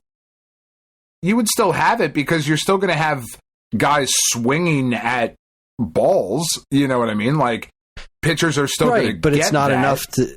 It's not enough to just fool the batter, but like be able to fool the umpire too. Like you want to be able to do these things that are going to look this certain way because that's another big part of it. If you don't fool the batter, but you fool the umpire, then you're still going to get a strike. But if you're doing the robo thing, it doesn't matter if you fooled them; that they're still going to call it exactly what it is. So I think it takes some of that human edge off of it. Yeah, I'm just tired of watching Aaron Judge get pitches called strikes that are just fucking unfair. Like, because the dude is who he is and he's so gigantic and his strike zone is so very different from everyone else's, like, it is inarguable fact that Aaron Judge has had more bullshit calls than anybody else of the last, I don't know, decade. I say it's inarguable. I haven't actually done the research, and I don't fucking care because I'm a Yankees fan, as is my God-given right to not do any research and just assume that everything goes against the Yankees because fuck you. But like, no, you know, like, it's just, I get what you're saying though. There is a line to walk, right? And I think this challenge system is like a good way to go about it. But yes, baseball was great. It's a nice middle ground. The Yankees won. They won on Wednesday. They won today 3-0. So far, the Yankees have scored 11 runs. The San Francisco Giants have scored 0 runs. And the Yankees are en route to being 162-0 and not giving up any runs throughout the season. It's going to be an incredible year, but also fuck Jey Uso. Well, I mean, not fuck Jey Uso personally. He wouldn't have me. But what are we doing? Netflix, stop it. It's opening day. It's fucking sacred. Stop with all this shit. And they had Jameis Winston, a New York football giant. I love the New York football Giants. I don't want him and Jey Uso go very fucking far away. It's silly. But they already have me, so it doesn't matter. You know? They already got So me. what about you? What have you been up to? Did you want to talk about the Mario Galaxy thing real quick? No, we're going to talk about it next week after we see it. Yeah. Fucking Captain Handsome Face is Fox McCloud, and that's Fox great. McCloud is in this movie for sure, and he's in it to enough of a degree that they hired a real actor to do his voice. I am so curious about what this movie's going to be. My prediction is that the end credit sequence will have something to do with Kirby and Smash Brothers. I think the next movie is Smash Brothers. I think they're going in a different direction. I think Kirby's going to hand him a letter or some shit.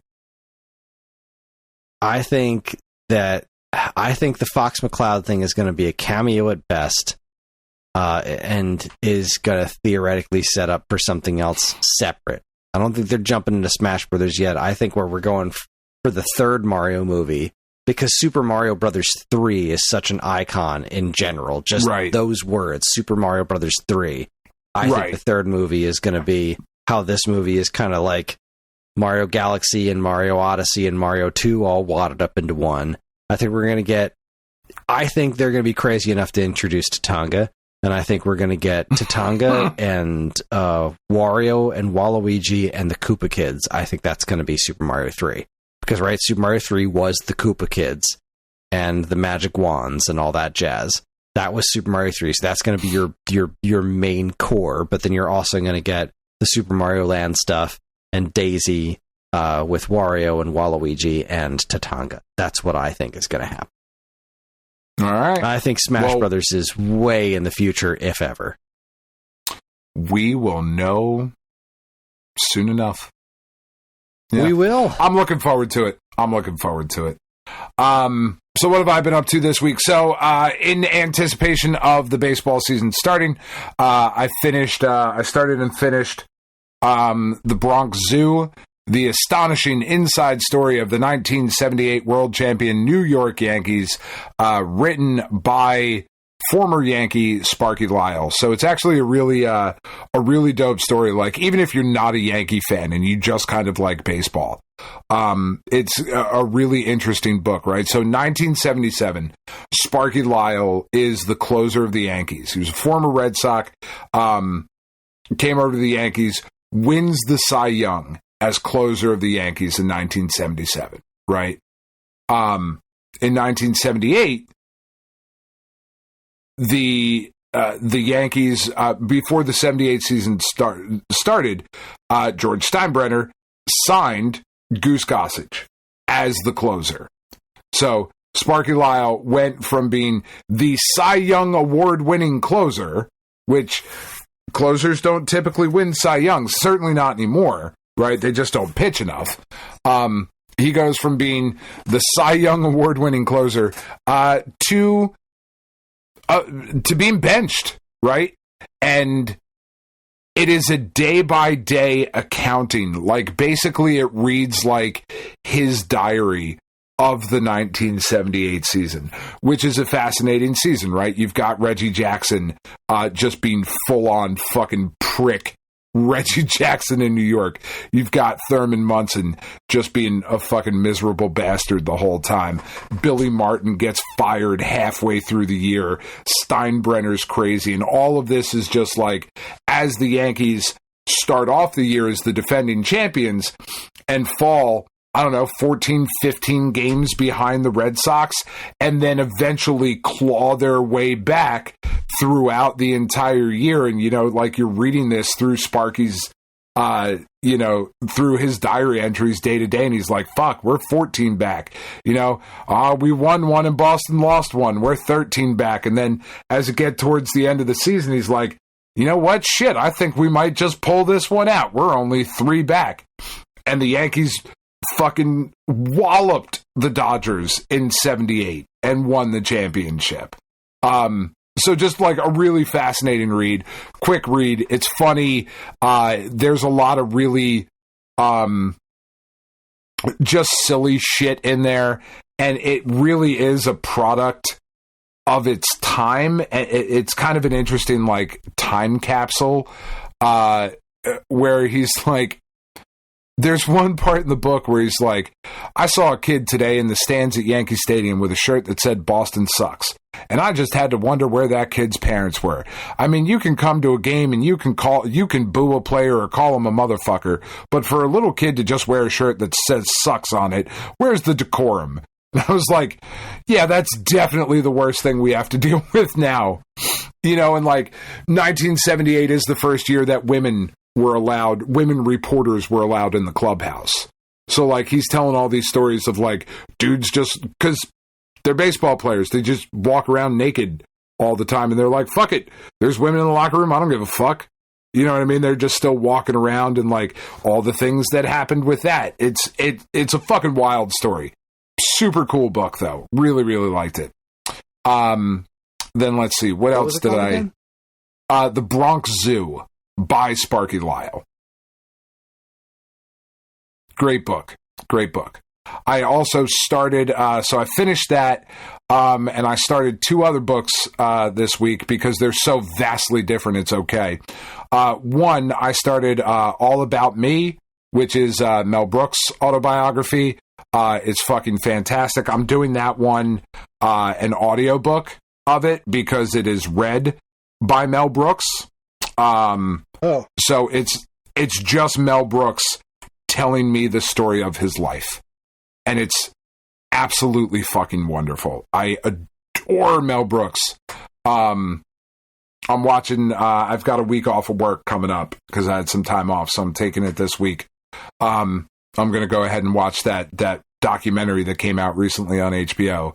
Because I just fucking love Mel Brooks so much, man. He's about to be 100 years old, which is absolutely fucking insane. And this book is great. You know, like, just listening to Uncle Mel tell you a story. It's super fun.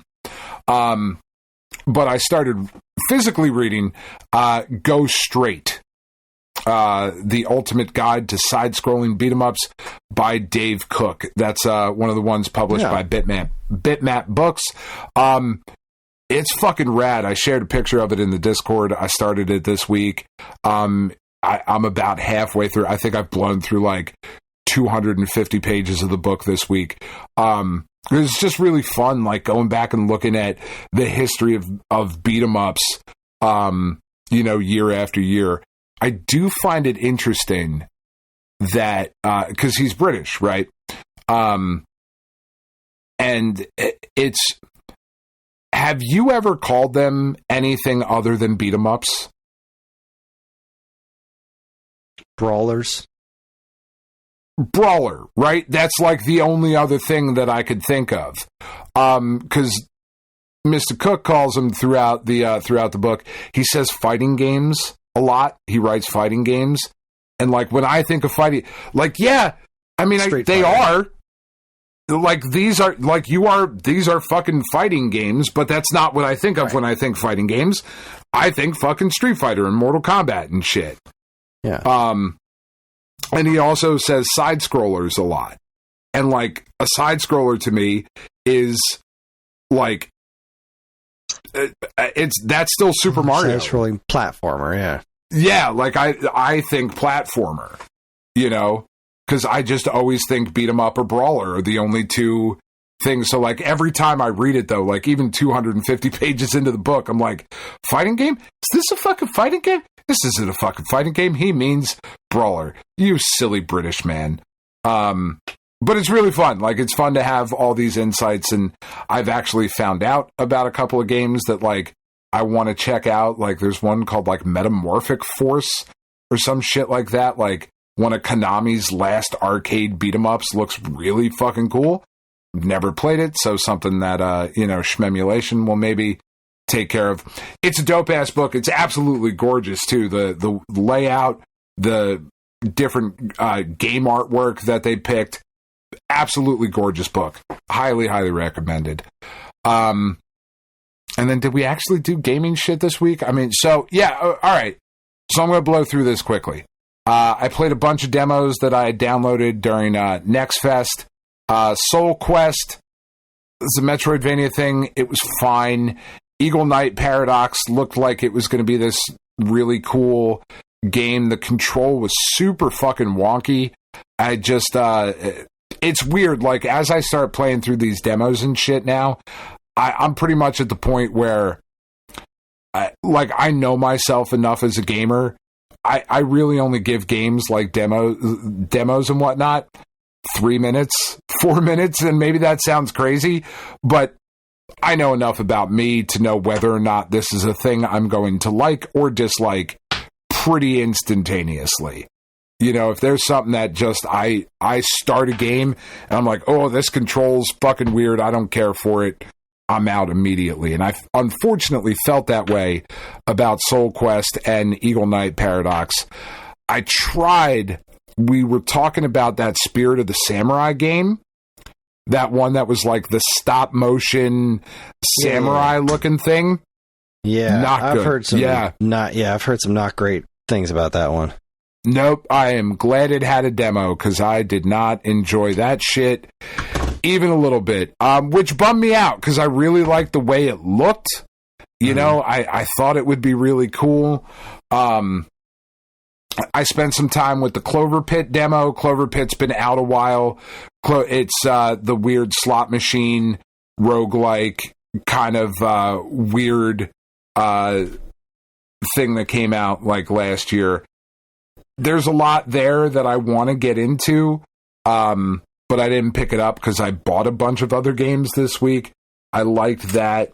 I spent some time with Vampire Crawlers, the card game version demo that came out. I fucking loved it. I thought it was awesome. I had a blast with it. I don't know how anybody else is going to feel about it. I have no idea how I'm going to feel about it, but I'm going to give it a try once I can, because I owe it to them. I think I thought it was really, really fun. I thought it was a really clever take on it.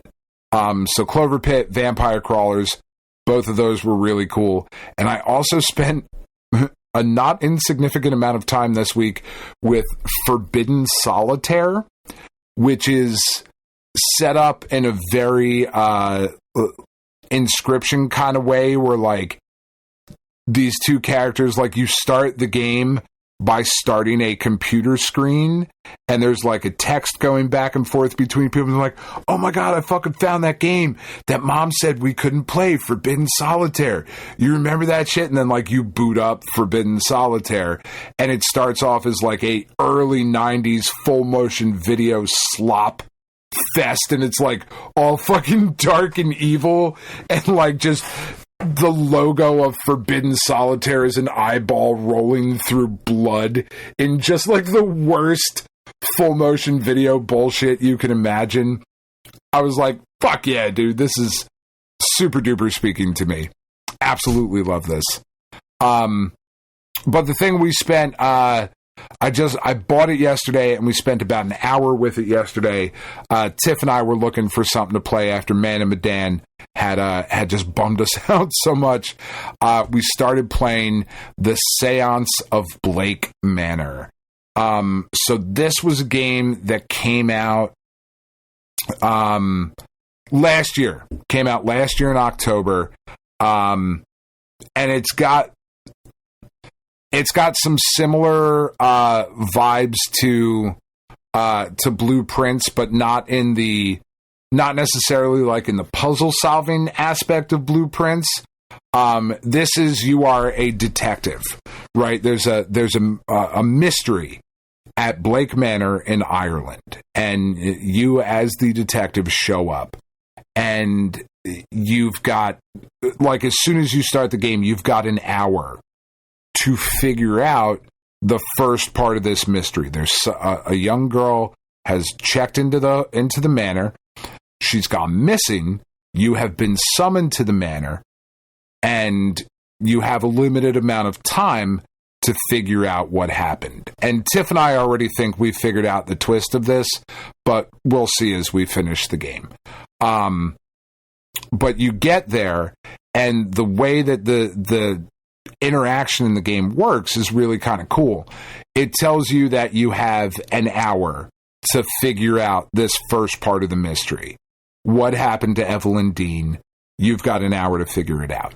And every object that you interact with in the game world adds a minute to the clock. So you can look around and you can look at all of the things that you can interact with in this first room that you start off in, because you're just like in a hotel lobby. And it's like, all right, I see that there's like a bunch of letters that are just up there behind the counter. If I read all 3 letters, that's 3 minutes added to my clock. So I know I can interact with 60 things before I fail the mission and the game is over. Right? And it's just really, really kind of cool. Like, it's almost like the mystery puzzle solving of like a Phoenix Wright type thing, while you're also walking around in like the first person setting in this manner of like the Blueprints thing. And it's got like a very similar, it's a little bit more comic book than Blueprints is, but it's a really, really gorgeous game. The colors are really great. The art direction is really, really great. When you're examining certain things in the world, it like pulls up like interesting 3-panel, like almost like comic book style panels. The voice acting's really cool. It's just a really, really cool game. Like I said, we spent about an hour with it, got through the first part of it, fucked it up one time, because the way it starts, you have to get the hotel manager out of his office so you can go in and explore his office, right? And as soon as you figure out the trick in the first bit, you hear him say, Mr. Declan, your room is ready. And it's like, okay, well, fuck, I'm in his office and he just told me my room is ready. All right, fuck, let me just like exit the office and go talk to him. And he's like, oh, what the fuck were you doing in there, you piece of shit? Not as strong as that. Oh, you right fucking twat. No, he comes out, he's like, oh, what were you doing in my office? And then it goes to game over. 0 of 45 people in the manor have survived. And I was like, oh shit, I killed 45 people. God damn. But then so then it just restarts you at that moment. And I'm looking around the room. I'm like, oh fuck, the window's open. All right, let me go out the window and then come back around in the front door and talk. So it's just kind of like cool shit like that. Really, really fucking cool game though. Really, really liking it. So that will be our main focus for like the next week or so. And I'm looking forward to it. Neato. Yeah. Well, I hope it works out for you. I hope it is everything. I dig it. Brings you joy. Warm fuzzies to your cold pricklies. That's right, baby. Well, and that's it. That's it. That's the show. That's the podcast. We did it. We survived, but only just barely. I closed my script. No, I didn't. I just moved it over to this screen because I was trying to put together the show notes. That is our show. Join us next week. Join us next time for the Alphabet Super Series. Codename Viper. Codename Viper. Have you played any of it yet? No. Okay, I don't think so. I have thoughts. I expect to have thoughts of my own self. I usually do.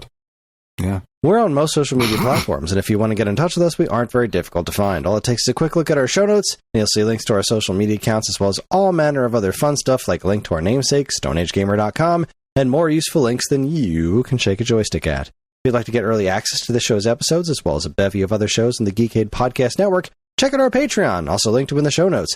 It helps keep this show running week after week, and all our patrons are loved and appreciated. This show's theme song, Squared Roots, was written by Banjo Guy Ollie. You can learn all about his wonderful music and more by following the link to his YouTube channel, also in the show notes. And finally, as always, we'd like to thank our intrepid editor, Evan, for making the show listenable for all you folks. I'd like to thank all you folks for listening in the first place. That is it. On behalf of Dan and myself, keep playing games.